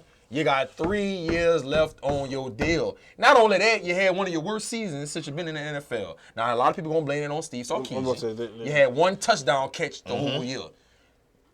Go to camp, ball out this year. I think they're going to do a better job of getting you the ball. Then next year around this time, or maybe before the season end, they might be able to work out something and negotiate your contract. If I'm off the blank, I'm letting him play out.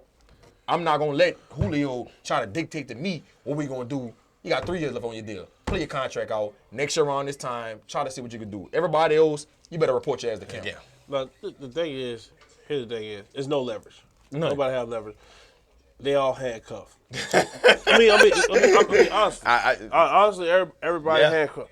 I think now outside of the people like Aaron Donald, Khalil Mack, Odell, guys who are coming into their first big contract. Contract years. All right, they trying to, because like I said, they gonna miss money. They trying to see if they can get a contract right now.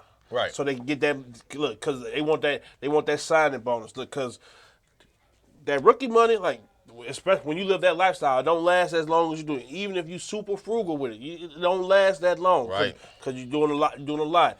Especially when your play, like Odell, Khalil, and Aaron Donald, has supersede what you're being paid.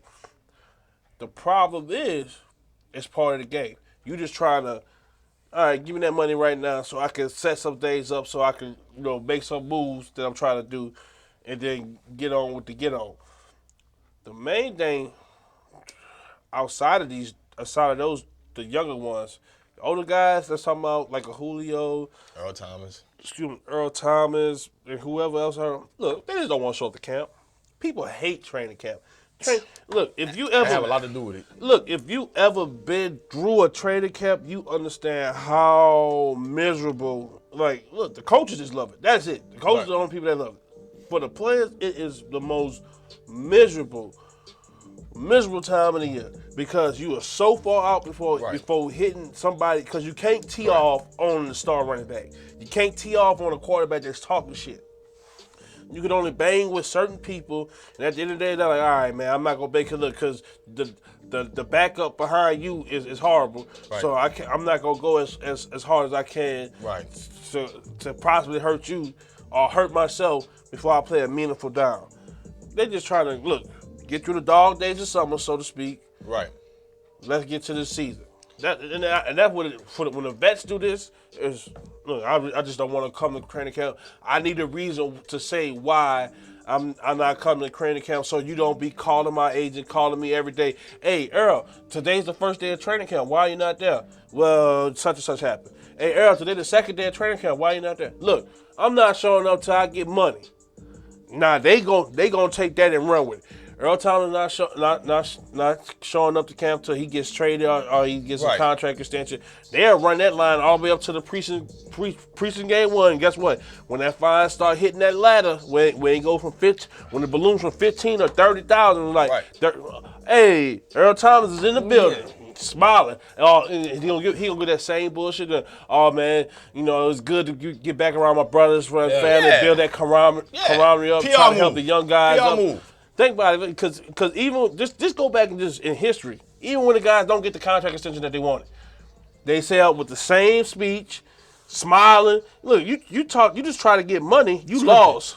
And you showing up, you cheesed out. Yeah, man, I'm just ready to get to work. And hopefully, man, down the line, what I'm saying, they'll see how much I'm worth, and they'll give me what I'm due. Facts. That's Again, at the end of the day, we all in agreement. And the player in this situation got leverage. Not one of them. At the end of the day, I did a video talking about, Julio don't want Julio need the reps. Julio Jones is Julio Jones. Julio Jones don't want to go through the strains and the body of training camp. Same thing goes for Earl Thomas. Now, I understand with guys like Le'Veon Bell, you want more security with your money. You get paid. You want to get a deal, because at the end of the day, you want to assure you and your family. I got it. But at the end of the day, same thing goes for Aaron Donald. You want it off the rookie deal. You only get paid $6.6 million this year, and you're the best overall defensive tackle in football. You want to get near the Jerry McCoy money. You see what I'm saying? You're trying to get to that type of contract, if not surpass that, which I think he probably is looking to surpass that. They're looking for that. Khalil Mack want to get a deal, but none of these guys have leverage, especially the vets. The vets are saying to myself, look, you think Julio Jones need them reps with Matt Ryan in camp? He's been there for 6-7 seasons together? I mean, you still need the reps, though. You need reps. Steve Sarkisian need reps with calling plays to get Julio the ball and then put down the goddamn Irish whiskey.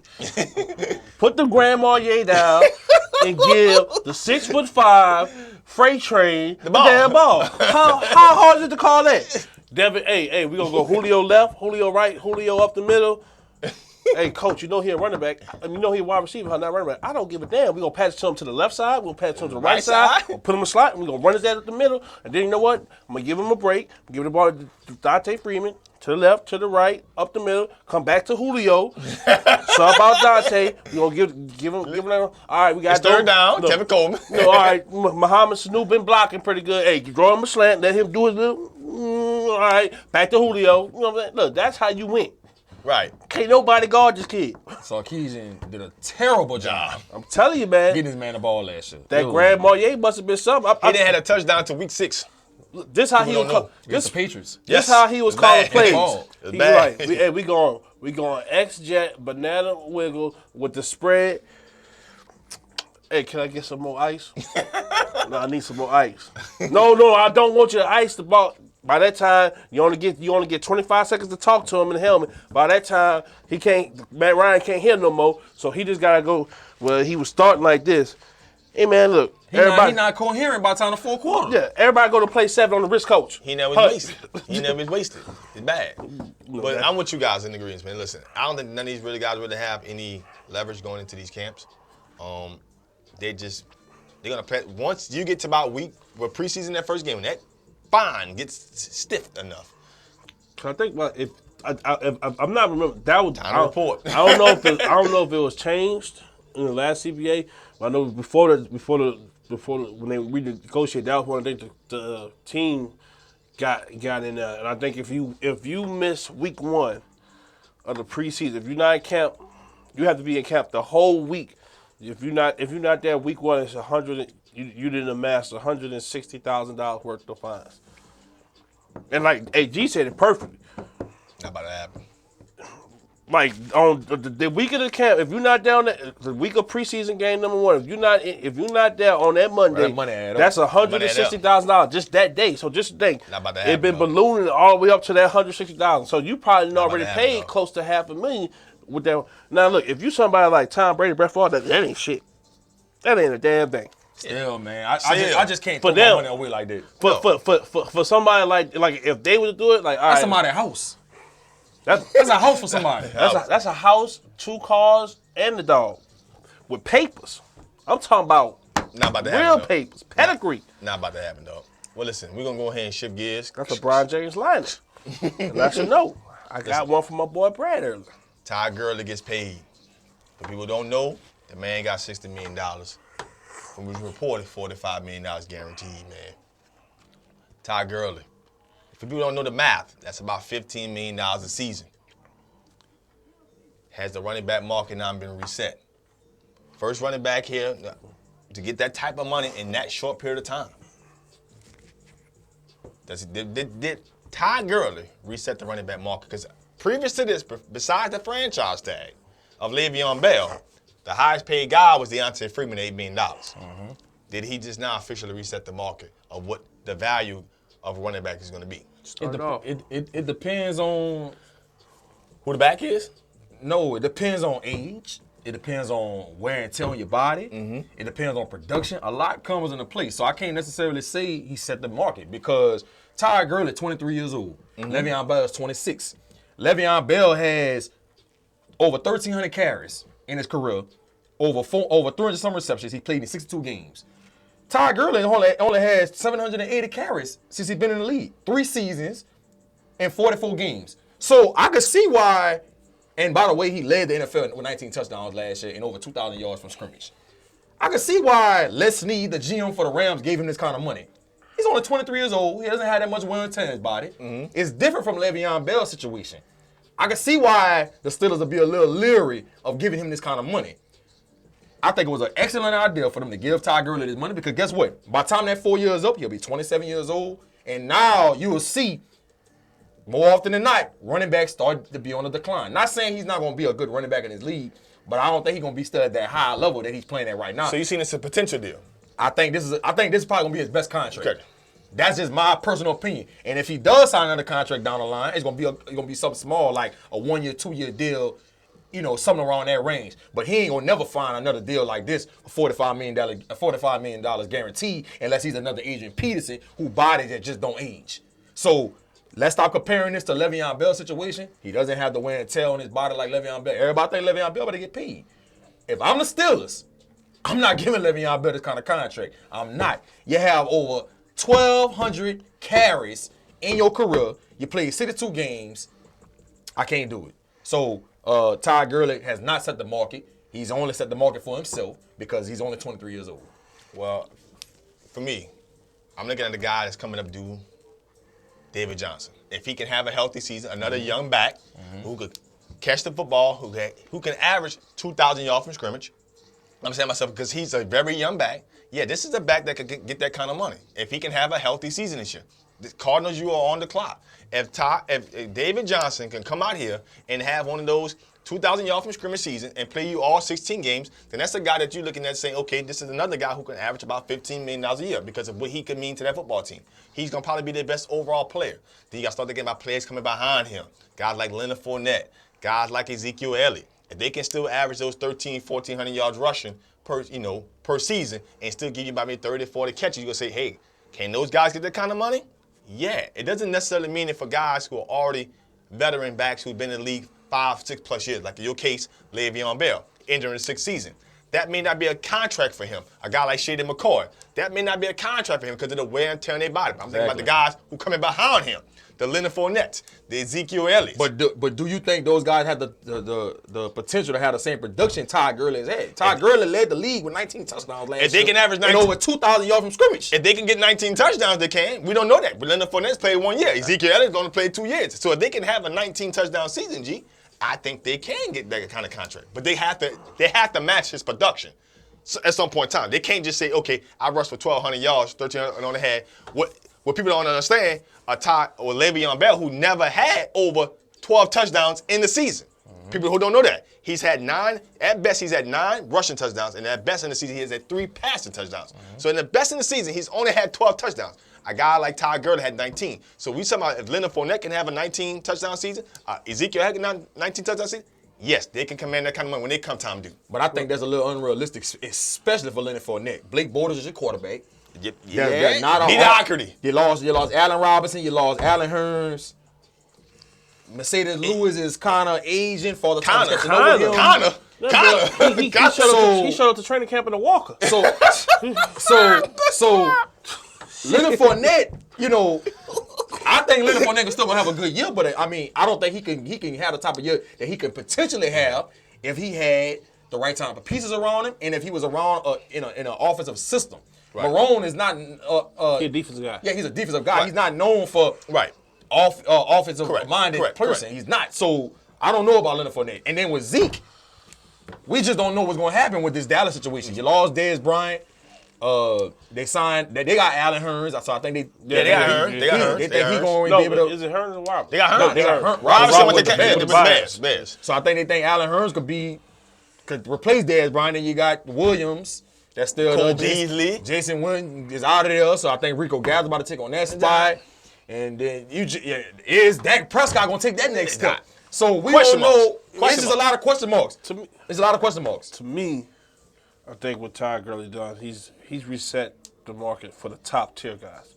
Everybody is not warranted to this type of money.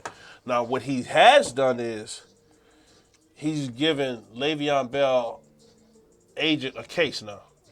Because we don't know what was offered to Le'Veon Bell. Because even, I don't care what Chris Morrison and Adam Schefter say.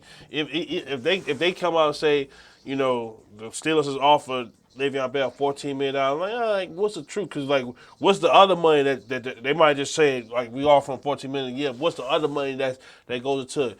Now you give a case. Looking at Le'Veon Bell, a guy who never had a major injury.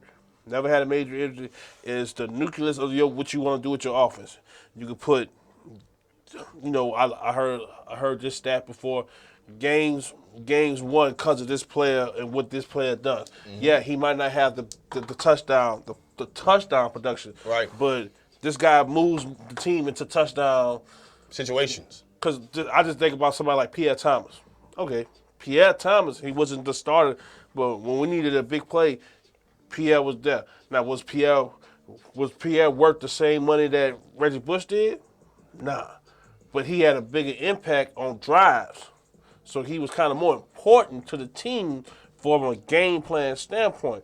That's neither here nor there. I just think he just gave Le'Veon a little more leverage and power to this. Then, depending on who his agent is, they might have the same agent or might have they might be representing the same firm. Right. They might have the same agent, but they might be represented by the same firm. So that, you know what I'm saying, that's a potential domino fall. But all in all, I think I kind of disagree with G on the fact that I think this will be Todd Gurley's probably last long-term year, like 4 years. That's what I said. No, I'm saying that, but like I think he'll still get money, but money in short bursts.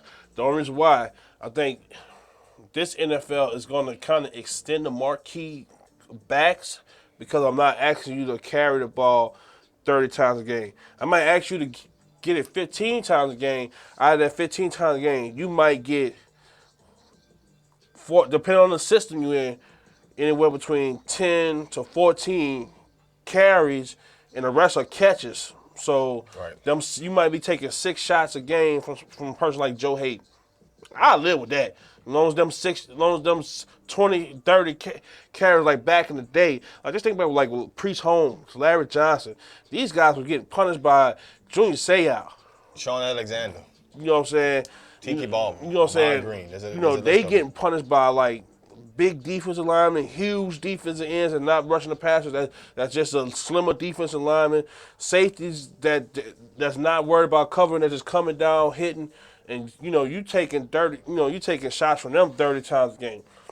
It might extend a little bit, but it might be you just reset it for that top tier. I think the next guy, and this might sound crazy to some people, the next guy who will be like inclined to this type of money will be first, David Johnson. Second will be Kamara. Because they the same type of skill set. The only difference is Kamara might get the ball, let's say if Todd Gurley gets the ball 15 times a game and Kamara get the ball 15 times a game, Kamara's 15 is going to look way different from Gurley's 15. Is going to be less taxing on him as well.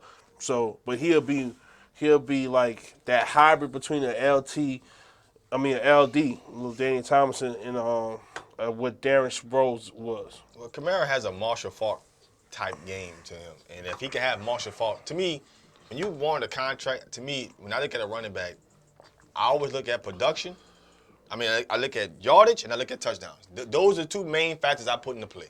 And at the end of the day, if Kamara can have a 1,000-yard rushing season and a 1,000-yard receiving season, and if he can have a 15, 16 touchdown season, then he's going to command that money. Now, if he can't achieve those type of statistics because he's an all-around type of back, he can get out in the flat, he can do so many things in matchup situations, but if he don't have the yards to support his argument, it's going to be difficult for him to command a $15 million season because a lot of that has to do with yardage. And Todd Gurley had 19 touchdowns last year. But that's a lot.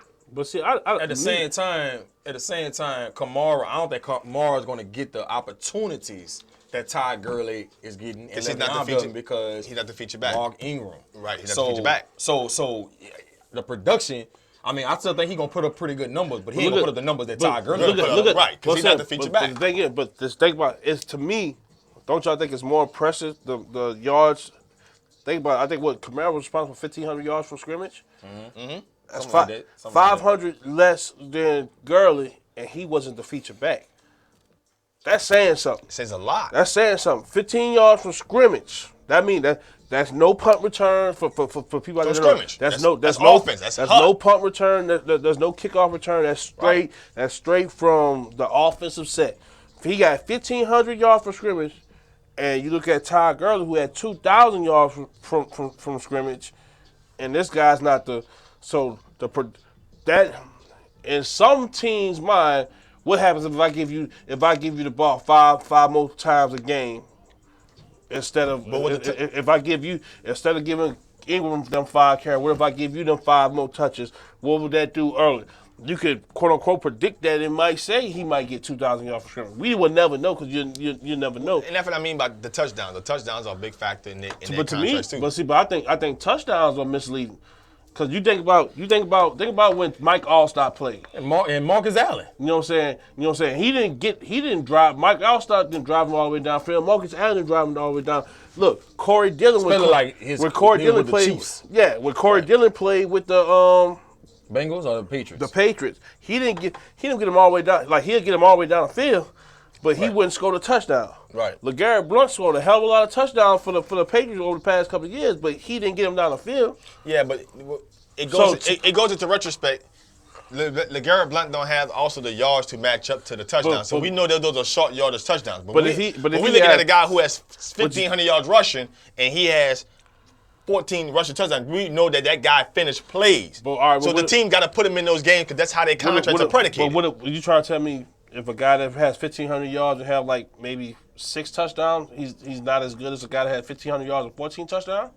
It all depends on the system. Because if think about a team like let's just use the Tampa Bay Buccaneers. I'm not saying one is better than the other. I'm saying I'm just saying when the team determine value, paying a guy, they're gonna look at the numbers. But I don't think they're not gonna look at the fan base. Look at the numbers. These guys are gonna look at the game. All right, because this system might say, you know what.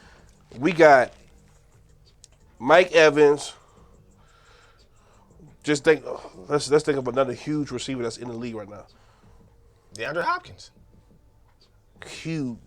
Tall. Huge. We got Demaryius Thomas. We got Demaryius Thomas. Julio. Yeah, I was trying not to go with the obvious. You know what I'm saying? But let's say we got Demaryius. Let's say we got Demaryius Thomas and Mike Evans. We get our running back this much a long run. He got us inside the 10. Well, shit. This NFL, junk ball, let's go. Back shoulder. Yeah. Yo, we about to hit you right here. We're going to run a tight end out, and we're going to run like a little angle with some type of route with a little slot guy, get it for a touchdown. Well, that's not fair to Doug Martin, who just ran the ball 90 yards downfield, got tackled, ran out of gas, got tackled, and he lost that touchdown situation. So, they're going to look at everything. I think just touchdown is just something that, so it could be a leveraging part, but it's how you got your touchdown. But I gotta disagree with that because the league that we're watching before us today, we're in a very analytical league. They have people in place that is breaking down these numbers, crunching these numbers, and trying to figure out how many touchdowns he scored every time he touches the ball, and all of these different carries. He got a stat for stat. Right. So I think that even though I think these touchdowns are misleading, they're going to take that into account. They're going to be like, because they're going to say something like, okay, you scored 12 touchdowns, you was responsible for 20% of the touchdowns this year. So they use all of those things when they talk about contract negotiations. But it also, but just like you made a hell of a point. But all organizations don't have an analytical guy. It's most of them. But you have somebody like Bill Belichick. Like he don't have an analytical. He believes in, you know what I'm saying. But they don't pay big contracts either. Yeah, that's true. But that's like comparing them to the Spurs in the NBA. Yeah, correct. You know what you signing up for when you come here. Like the contract that they gave Stephon Gilmore was out of the Patriots, the Patriots character. Right. But even though most of that money coming on the back end. You know what you signed up for. And that's the Patriots way. Because guess what he about to do? He gonna let you be serviceable, and at in like 3-4 years, we gonna trade you. And I'm gonna still sleep at 5 at night. 9 times out of 10, I'm gonna still make it to the AFC Championship. I'm gonna outmaneuver. I'm gonna win. They have a system. Look, anytime you get rid of Richard Sherman, Richard Seymour. I said Richard Seymour. Yeah, who? Vince Wilfork. I'm talking about, but Richard Seymour was God dominated at end and tackle for you, and you say, "Hey, Richard, get your ass up out of here. Go to the West Coast. And go to West Coast. And you see that? You see the black hole? You see the black hole? Carry your ass over there. Carry your ass over there. Since you want to keep wearing these big ass earrings, I told you I don't like them earrings. I don't like no bling bling in my meeting room. You keep wearing that bling bling in my meeting room, I'm gonna bling your ass up out of here. West Coast. I just look at it as when it come to contract time, man. Look, those numbers matter, those touchdowns matter, and yards matter. I'm not saying it defines who you are as a back. What I am saying is when it comes to negotiation time, those 19 touchdowns had a big deal than that guy getting $15 million a year. Without those touchdowns, to me, it's very difficult to advocate for $15 million a year, $45 million guaranteed without them. That's what I'm saying. You look at guys that came before him, the Sean Alexander, the Damon Thomases of the world, and the Priest Holmes of the world. Those guys average 20-plus touchdowns a season. But you can't use that because that NFL is dead. That was like different the time. feature back. They didn't have different that. time. It wasn't a running back by committee. And when they got inside the 5, they went to a goal line package. You wouldn't have people like you realize. I'm not saying that it's time. I'm saying so that's a misleading thing.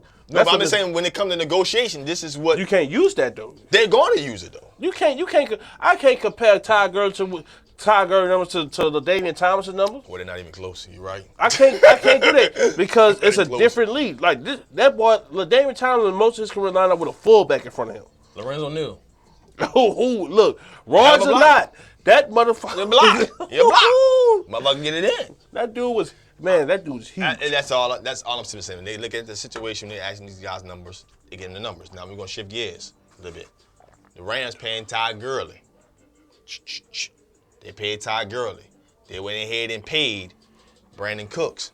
They got some guys that lined up. They didn't pay Robert Woods last year. They still got Ndamukong and Suh. They didn't sign up. You got LaMarcus Joyner. All the Rams are one of the best front offices in the league right now. Hell no.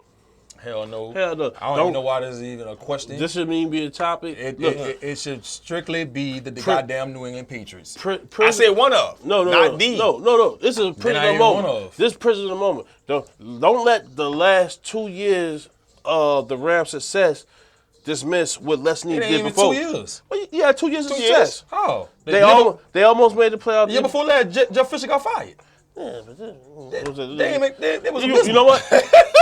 You're right. Like, this should look like it's gonna be promising for what they did in the offseason. But I just the year before I was like, Jeff Fisher got fired. It was like that was on the field things that why they wasn't successful. It wasn't a front office that to me. Right, yeah. It wasn't a front office. You know what I'm saying? But you know what I'm saying? Jared Goff was terrible. You know what I'm saying? That's coaching. That's coaching. But that's because Jeff Fisher is a defensive minded guy. He gives a damn about a quarterback. Right. We seen that with Steve McNair situation. Right. How the hell he don't start day one is abysmal. You know what I'm saying? Right. But that's what Fisher. But look, don't let the recent success, the short-lived recent success, and the new look. Yeah, he picked the right guys as the head coach. He got all right. You got everybody gave him a lot of scrutiny about that. But the youngest head coach in the league. I did. Yeah. Boy, I should have been gave him scrutiny. He finally drafted a decent team.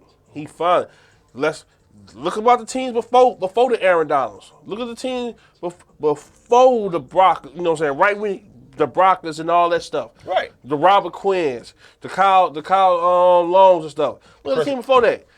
You know what I'm saying? Don't look.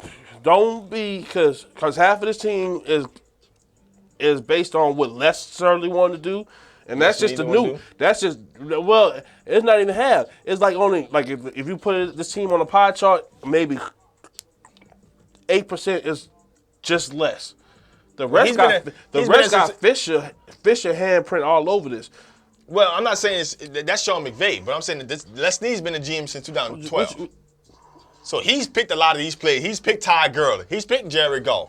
He's picked Aaron Donald. He's picked Micah Brock. You don't bring Jeff Fisher into a fold and him not have a final say. So I'm not saying he didn't. So I'm just saying that the GM selects the team. So notice what I said. I say that's strictly Les Snead, 8% of this team. That's strictly Les Snead. Because you gotta think he hired Sean McVay. Mm-hmm. All right, so Sean McVay, this is his first head coaching experience ever on any level. Right. He set the, you know what I'm saying? So look, half the team was already there. So all that stuff was just all Les Snead. Before that, Jeff Fisher had to sign on all that stuff.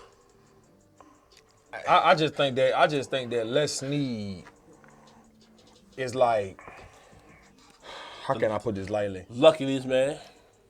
I just feel like he did a good job for his drafting and getting Sean McVay, but you give Brandon Cook $80 million. Like, I just don't understand that. I didn't play it down for you yet. Brandon Cooks is not even a top 10 receiver in this league, and he got an $80 million contract. And then you go out, and then you go give Todd Gurley this money, which I think Todd Gurley deserves. Right. Congrats to him. He got the bag. But what you gonna do with Aaron Donald? So, and Aaron Donald, everybody knows is the heart and soul of their defense. Mm-hmm. So that remains to be seen how that's going to play out. And he did a good job drafting. and things of that nature and stuff like that. But to go out and say that this is one of the best front offices in the league, I can't say that. It's the Patriots hands down because these people find a way to pay their best players nickels and dimes and still compete for a Super Bowl every year. Now, these people been in the 9 straight playoffs, then won 5 Super Bowls, and they $17 million under the cap. Yeah, but he was $17 million under the cap. But he wasn't saying like they're the best. I ain't saying they're the best. They're not one of the best. No. That's what I'm saying. He's not one of the best. He's not one of the best. The Patriots are the best organization. It's the Patriots and then everybody else. There's no organization in pro football that's running their organization like the Patriots. You getting high quality talent on the field for pennies on the dollar, and you're not even over the cap. You're $17 million under the cap. That's crazy. That's crazy. So that's why I say is the Patriots and then everybody else. There's no other organization in the NFL that's running their organization like the Patriots. And guess what? Like you say, once they see you getting pretty good and you start aging, they're going to trade you or they're going to cut you. Okay. They're going to find some sucker. And then guess what? They're going to go find a free agent or they're going to draft somebody to replace you and they're going to keep on using that. And then once they get out their rookie deal, they're going to trade you too. And they always gonna find a sucker that's gonna look. Oh, they gonna find somebody that pennies on the dollar. That's no, I'm saying they always gonna find a sucker that's gonna take the bait. Yeah, and they're gonna take less money because they're trying to win a Super Bowl. They're the best run organization. Yeah. But somebody gotta be number 2. Somebody gotta be number 3. Look, there's no other organization running their team like that. There's 31 other teams. There's no other organization in NFL that's running their organization like that. I'll give you an answer. The next best team, whoever got John Dorsey. He's the best overall construction guy in the league outside of Belichick. That's the Browns. But I think that it's the Browns. The next person in line to be running a organization like the Patriots is John Lynch. That's the one I think next in line. The 49ers. Before Dorsey. Nah, a lot has to happen. But I think the way John Lynch is setting that 49ers organization up right now, he convinced the Bears to do what they did. I think they set up to be able to be one of the best front offices in football when it's all said and done. Look, I think the reason, this is why I say Dorsey. Dorsey built that Chiefs team. That Chiefs team from now the coaching is they sharp coming. You know, like John Dorsey doesn't call not a play. He finds players, he signs them, he drafts them, he get the right people for the right scheme. That's what he do. Okay. Look how fast he put hope in the Cleveland, a team that didn't win a damn game last year. Look how fast he put hope in there. A lot of inspiration out there in Cleveland. Look how fast he put. And look, he's been doing this for a long period of time. To me, honestly, I think the guy that's the next closest is the Eagles. How he Eagles doing a good job. how he I won't say Rose. Howie, goddamn Howie, you know who. Yeah, you know Howie, yeah. But to me, Jim for Eagles. You know Howie is, you know, I think I still stand by Dorsey is number 2 because of the way he can construct. He actually sits down, learn the head coach, learn what he trying to do, learn the coordinators, learn what they need, and give them a piece and say, all right, now do what you got to do. Right. I think the Eagles is next, then Lynch, because look, it's only year 2. We've seen a lot of guys that start off hot and then they haven't really did anything yet. Right. But you see the vision though. You see the vision. I'm saying, but you see a lot of guys that got the vision, start off hot and then fizzle what about real the guy quick. for Atlanta? Timothy, I cannot never get his last name. Thomas Demicroft. Demicroft. I can't never pronounce his last name. Hell no. He's did a good job. He did a good job. He's done a great job drafting and bringing key free agents in. I will say that. Yeah. But this is why I can't. I'm so reserved about Dorsey. He should have fired Hugh Jackson. Should have fired the shit out of him. Hugh Jackson should have got the walking peoples. Hugh Jackson, you know, we all the owner. The owner kept him. The GM should have. Jimmy Haslam kept him. The GM should have said, "Hey, it's either him or me." But see, my job riding on what you do. He just got there. Who? Dorsey was another last year. What I'm saying. So if you want me here, I'm fine here. I come in, he's gone. And it's not that I think Hugh Jackson not a good football coach and that he's not a good offensive mind. Some people are just better served as coordinators. And he's one of those people. I don't think he's a good leader. Even the way he handled the situation last year with Oswald? With Kaiser? No, with the Kaiser too. But with the guys kneeling and stuff like that. I hated the way he handled that with the media. He hated it. He handled that so bad last year. He's not good with the media at all. He's terrible with the media. He needs to stay from out the media because he burns himself every time he gets in front of the media. So he's the Wade Phillips on offense. That's a good analogy. I think Hugh Jackson has a great. Wade Phillips got a horrible spot. He got a tough spot to be a head coach. Anybody that go to Dallas is in a tough spot. You're a puppy. You're a puppy. You're not really a coach. Whatever Jerry Jones wants, you going. That's why he actually had jumped to the skill, and you say how high. You know what I'm saying? That's why. Look, that's why Jason Garrett has stays alone. Look, he understands his role. Look, I understand. I'm not the shot caller. I'm gonna smile. Hey. Before I go on press conference, hey, Jerry, look, these are some of the questions they're going to ask me. What you want me to say? And he's great with the media. Gotcha. He's great with the media. But Hugh Jackson, I just think that they're going to regret leaving him as the head coach because all that talent the Browns got right now. The Browns one of the most talented teams in the league. And I think Hugh Jackson going to mess it up because especially if they get Dez. Oh, my God. He's not. See, like Hugh Jackson can't handle a personality like that. He can't handle that. Hugh Jackson is not gonna be able to handle a Dez Bryant. If you haven't seen, what's the show they got on Amazon? I know you're talking about. Not the title. All or Nothing. Yeah. All or Nothing. Man, Dez Bryant is crazy. He's crazy. Look, and he lost his goddamn mind.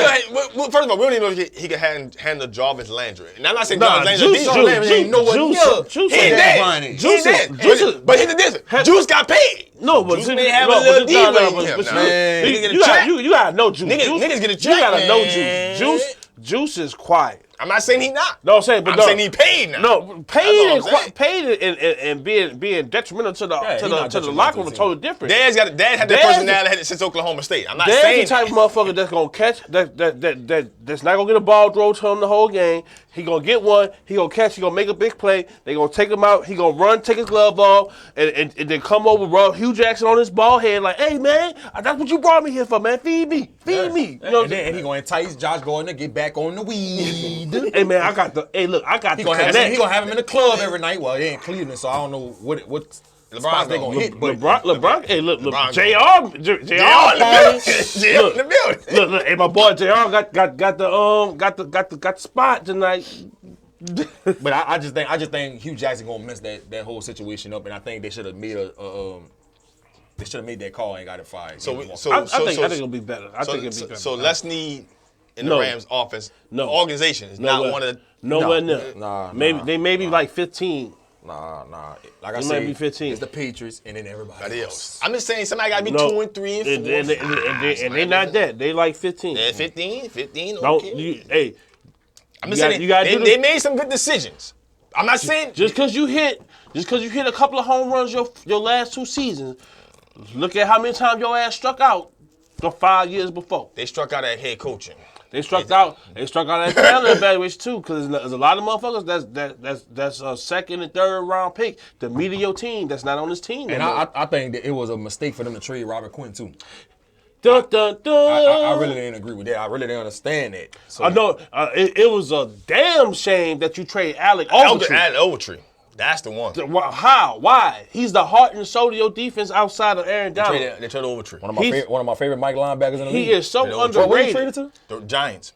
Traded to the Giants. Traded Ogletree. Look, you was about to get rid of LaMarcus Joyner had an injury not happen. That's not a good twisted. So I'm supposed to say they brought Marcus Peters in. You know what I'm saying? They let Tremaine Johnson go. They brought him to lead. You know what I mean? So they're not horrible. I'm not saying they're horrible, but you talking about look. I'm not gonna let my best pass rusher walk like that. I'm not gonna trade him. And what they traded him for? Nickels on the dime. 5th round pick. They traded him for a 5th round pick. A Happy Meal from McDonald's. So you know what? So the man can't be Burger King? Just look up who the 5th round pick is from this year's draft, and that's who you traded Robert Quinn for. Well, listen, gotta get into our top 5 tight ends in the league. Last segment of the show, we got how much time we got? We got a few minutes left. We ain't got that much time. How much time, Mister? Well, it's almost near 8 o'clock. So we got 2 minutes. We got a couple minutes. We're gonna get into our top 5. I'm gonna kind of start it off. 5th on my list. Top 5 tight ends in the league. And if you're still tuning in, name your top 5 too. We'd appreciate it. Name your list. Come 5th on my list is Zach Ertz. Tight end. He's past couple of seasons had over 70 catches, over 800 yards. Last year he had a big year. 8 touchdowns. Got to give him that. But he also had another counterpart down there in Philadelphia who is also on my list. So I love what Zach Ertz can do. I love the way his offense. I love the quarterback. I like what he's been doing overall. He's a good receiving tight end.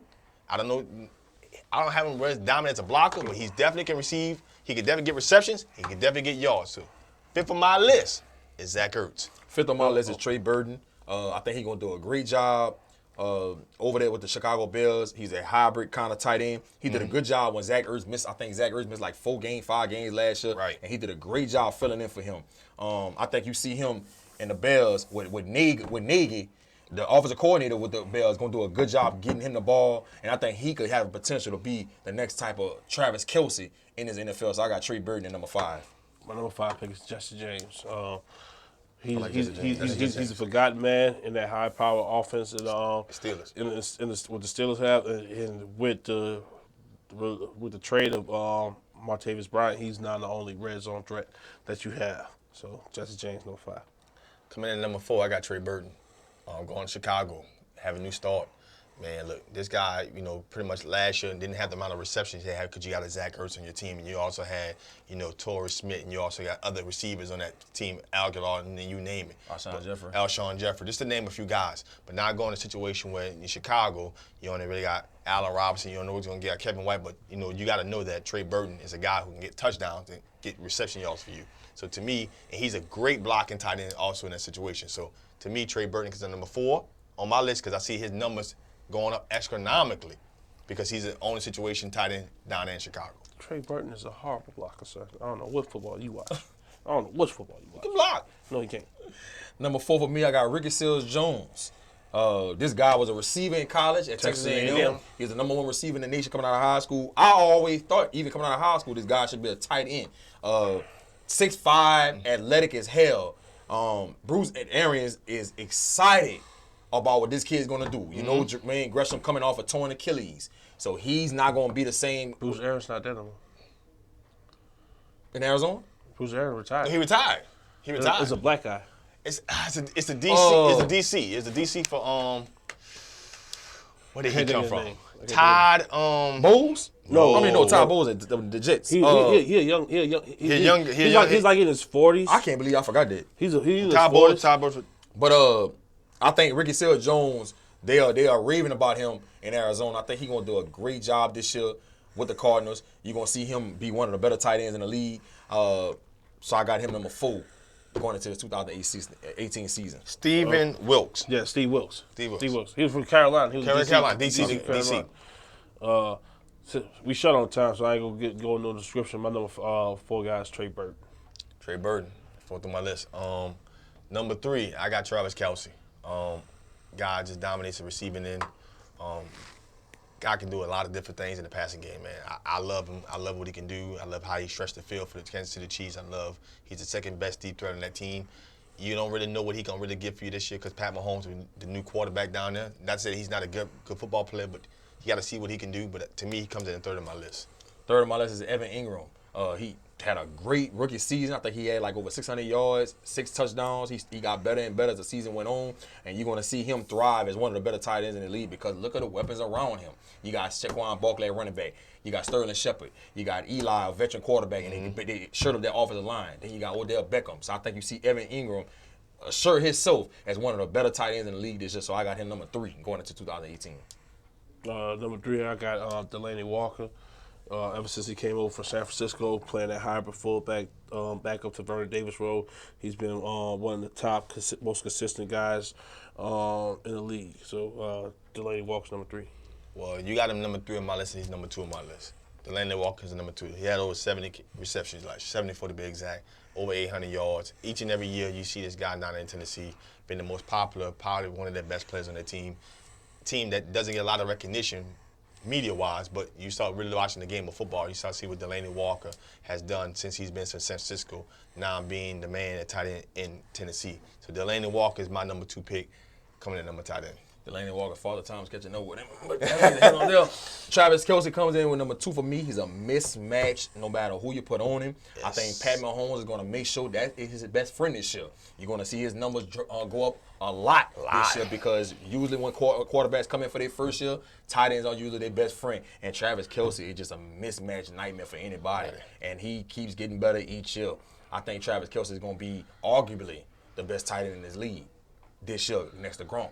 I got Travis Kelce at number 2. Number 2, I got Gronk. Product of the system. The best blocking tight end in the game. Phenomenal talent. There's not much more less to say. Gronk. Well, your number 2 is my number 1. Again, blessed talking in the game. A guy who's a mismatch. You talk about mismatch nightmare. I don't think it gets any better than Gronkowski. The only situation you have with Gronk is that injuries can be a factor in his career. But outside of that, man, you're talking about a 6'6", 6'7" target that can get out here and stretch the football field, make plays over and over. You know Gronk is a red zone target. He's a first down target, second down target, third down target. He's a target. At the end of the day, Gronkowski is my number 1 overall tight end in football. I got Gronkowski number 1 for me, too. I mean, you got to think about it. This kid can do it all. He can block. He can play. He can put his hand in the dirt. He can stretch out and play the X. Yes. And the thing about Gronk, you know, injuries have been plagued with him throughout his career. But last year he only missed 2 games out of the whole season last year. So I think you see Gronk just continue his ways of being a complete tight end and dominating his league at that position. And Tom Brady's going to continue to find his guy when he needs him in the clutch. Gronkowski is the number 1 tight end going into 2018. You're wrong, baby, because I've been saving all the energy and the juice for this, baby. Number 1, Mr. White Chocolate, Travis Kelce. Ladies and gentlemen, let me tell you something. He's the best downfield threat tight end in the league. He is the best route running tight end there is in the league. He is the best tight end with his ball after catch.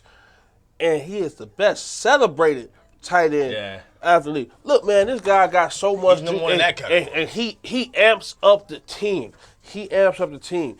And the thing about him is he has the ability to run routes like a receiver, and he is elite at high pointing the ball. You talk about a young pup coming to the league, and Mahomes, who got a cannon for an arm, and he's not the dink and dunk quarterback. He's the quarterback that, look, I got a gun, I want to show it off, and I got the right target to show it off to. Travis Kelce gonna give me 12 touchdowns this year easily before week 10.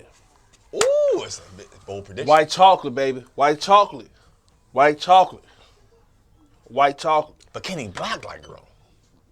Damn, you don't come to see Travis Kelce block, but yes he can. They put his ass in that high. Go look at a lot of Kadeem Hunt's long runs. They brought this guy. He lines up in what they call a sniffer position. All right, he lines up on the opposite tackle. At the snap of the ball, he comes across the line of scrimmage and he pulls up in there and he seals the edge for the Kadeem Hunt to just plant his foot and go and don't have to worry about nothing. Can't he block? The boy can do it all, and he date black girls. Travis Kelce, nothing else said. Number 1, baby. It's a hell of an argument. Hell of an argument. Whew. I know you taking fantasy football this year. Oh yeah, I get them every year. You know what's funny? Nobody in this panel had, what fan favorites would call Jimmy Graham on his list. A lot of media people to say Jimmy Graham, because now he's with Green Bay, he's with Aaron Rodgers. That's an easy selection, but to me, he's just not my top 5 tight end in the league. No one put him on their list. Because he in the damn cold, he gonna break something, he can't block. And Aaron Rodgers threw them bullets. He ain't never had a quarterback throw them bullets. Drew Brees is accurate as hell, but he ain't got that funk. He got that funk. No argument for me, brother. If you don't understand what I mean by funk, you know what I'm saying? If you ever next to a jug machine and when they load that ball and when you hear that ball go funk coming out that thing and that sucker going out like 70 miles per hour, Aaron Rodgers got that funk. Just saying, a lot of people that have Aaron Rodgers on their list, but to me, Jimmy Graham on their list. To me, Jimmy Graham just can't make my list. At the end of the day, production matters. He had Russell Wilson down there in Seattle. They didn't have a dominant running game last year. They should have had to pass the football. He didn't have the statistics to back it up. Now he's in Green Bay. Can't make my list. Got to see production first. I wanted to put Reed, the tight end from Redskins, on there, but he just get too many damn concussions. Injuries. I really wanted to put him in my top 5, but I couldn't because he just cannot stay on the field. This guy gets a concussion just for getting on the plane. Yes. Look, let me tell you something, too. My top 5 would have been totally different if Hunter Henry wouldn't have got his ACL torn. Yes, I agree. It would have been totally different. And the only reason why I ain't put Gronk up there, man, I don't know how much he loved the game no more. Right. I know Kelsey loves the game. Every year for the past 3 seasons, Gronk is, I don't know if I'm coming back. Right. And it's not because of the play. Look, man, I take some punishment. Look, I gotta play halfway looking like RoboCop just to be able to play. Right. I don't know if he's a big guy. Right. Look, as a big guy myself, I can tell you, when you stop playing, them old injuries still hurt, and they hurt, and the bigger you are, the more they hurt. So Bennett's talk about all the time how it take him almost 20 minutes to get out of bed. I'm telling you, man, it's nothing good, man. Look, you hate to sit down on the floor. I hate doing crisscross episodes with my son. I don't know if I'm getting up. I would say one guy to look out for is on my list who didn't make my list, but Evan Ingram, the New York Giants. Man, great situation. Listen, you took the words out of my mouth. He's in the best situation that I think you can ask for a tight end right now. When you got Sterling Shepard, you got now Saquon Barkley, you got a running back in the backfield, and you got Odell Beckham Jr. Man, you're in a good situation, bro. Look, I know. What receiver they got opposite side of Odell? I know Sterling Shepard in the slot. They got rid of Marshall. He's in Seattle. Yeah, who they signed at the opposite side? Because whoever it was, I was like, bro, I can't remember who it was. I had to go look it up. Because when Dez got released, we kept saying Dez need to go there. But Dez hasn't signed with nobody yet. But to me, this is the main reason why I didn't put Evan Ingram up there. I seen Pat Shermer call Cody Ladner. From the Broncos. Yeah. I thought he was with the Lions last. No, he was the Broncos. Second round pick in the Broncos. I think that's going to be a hell of a number 2 receiver for the Giants with Sterling Shepard in the slot. Look, man, the reason why I ain't put Evan Ingram on the list is because I study a Pat Shermer offense. I've seen him at numerous spots. Pat Shermer, the tight end is the 4th option in his offense. Yeah, ask Kyle Rudolph. You know what I'm saying? He's the 4th option. Ask Kyle Rudolph. You hit the nail on the head. Look at Kyle Rudolph before his numbers before Pat Shermer became the OC. Look at it after. Yeah, after. Look, the guy was a top 5 tight end, and people forget about him. Yeah. I'm telling you, like, it's not what I heard, it's what I know. He's the tight end is the 4th option. And then when you bring a guy in you're gonna have what I call dueling face for the franchise. Are you gonna let Odell be the face? As far as time gonna be the face, or this young pup that you drafted second overall gonna be the face? There's too many people to appease, and Evan Ingram is last on the total poll of being appeased. But he has 700 yards last year. But Pat Shermer wasn't there either last year. But look at Kyle Rudolph had close to 1,000. Kyle Rudolph had close to 1,000 yards receiving before Pat Shermer came there. The year after he came there, he had 400. Big difference. You know what I'm saying? But hey, look, the producer's been playing the cutoff music for a long time. Listen, y'all stay tuned each and every week. Listen, FanView, Real Fans Talk Sports. Listen, each and every Thursday from 6 to 8 p.m. I keep telling y'all, this is the best fan sports show on the internet. You get tuned in, add a friend, tag a friend. We're going to get down and grimy. Football season is around the corner. Saints training camp. Training camp's around the league. The best 4 months of the year is about to arrive. Y'all need to stay tuned in because we got to have a lot to talk about. And it's going to get real heated up here week by week as the season go on. College football, NFL, you name it, it's going to go down. Y'all stay tuned next week, next Thursday. FanView, Real Fans Talk Sports, 6 to 8 p.m. on the New Orleans Talk Network. G Sports, man. See y'all next week. Coach Hurricane here, baby. Getting prepared, baby. Oh, it's going down. What's up, everybody? It's your boy, Coach Hurricane here. You can follow me on Facebook at Henry Singleton or on Twitter at HenryHayoU15. Listen, this is your boy, Fred. Listen, you can follow me on Facebook at Brandon Fred Jones, or you can follow me on Twitter at BFredJones. This is Jeremiah Gray, man, with G Sports. You can follow me on Facebook, Jeremiah Gray, A.K.A. G, and on Twitter, G_paid in full.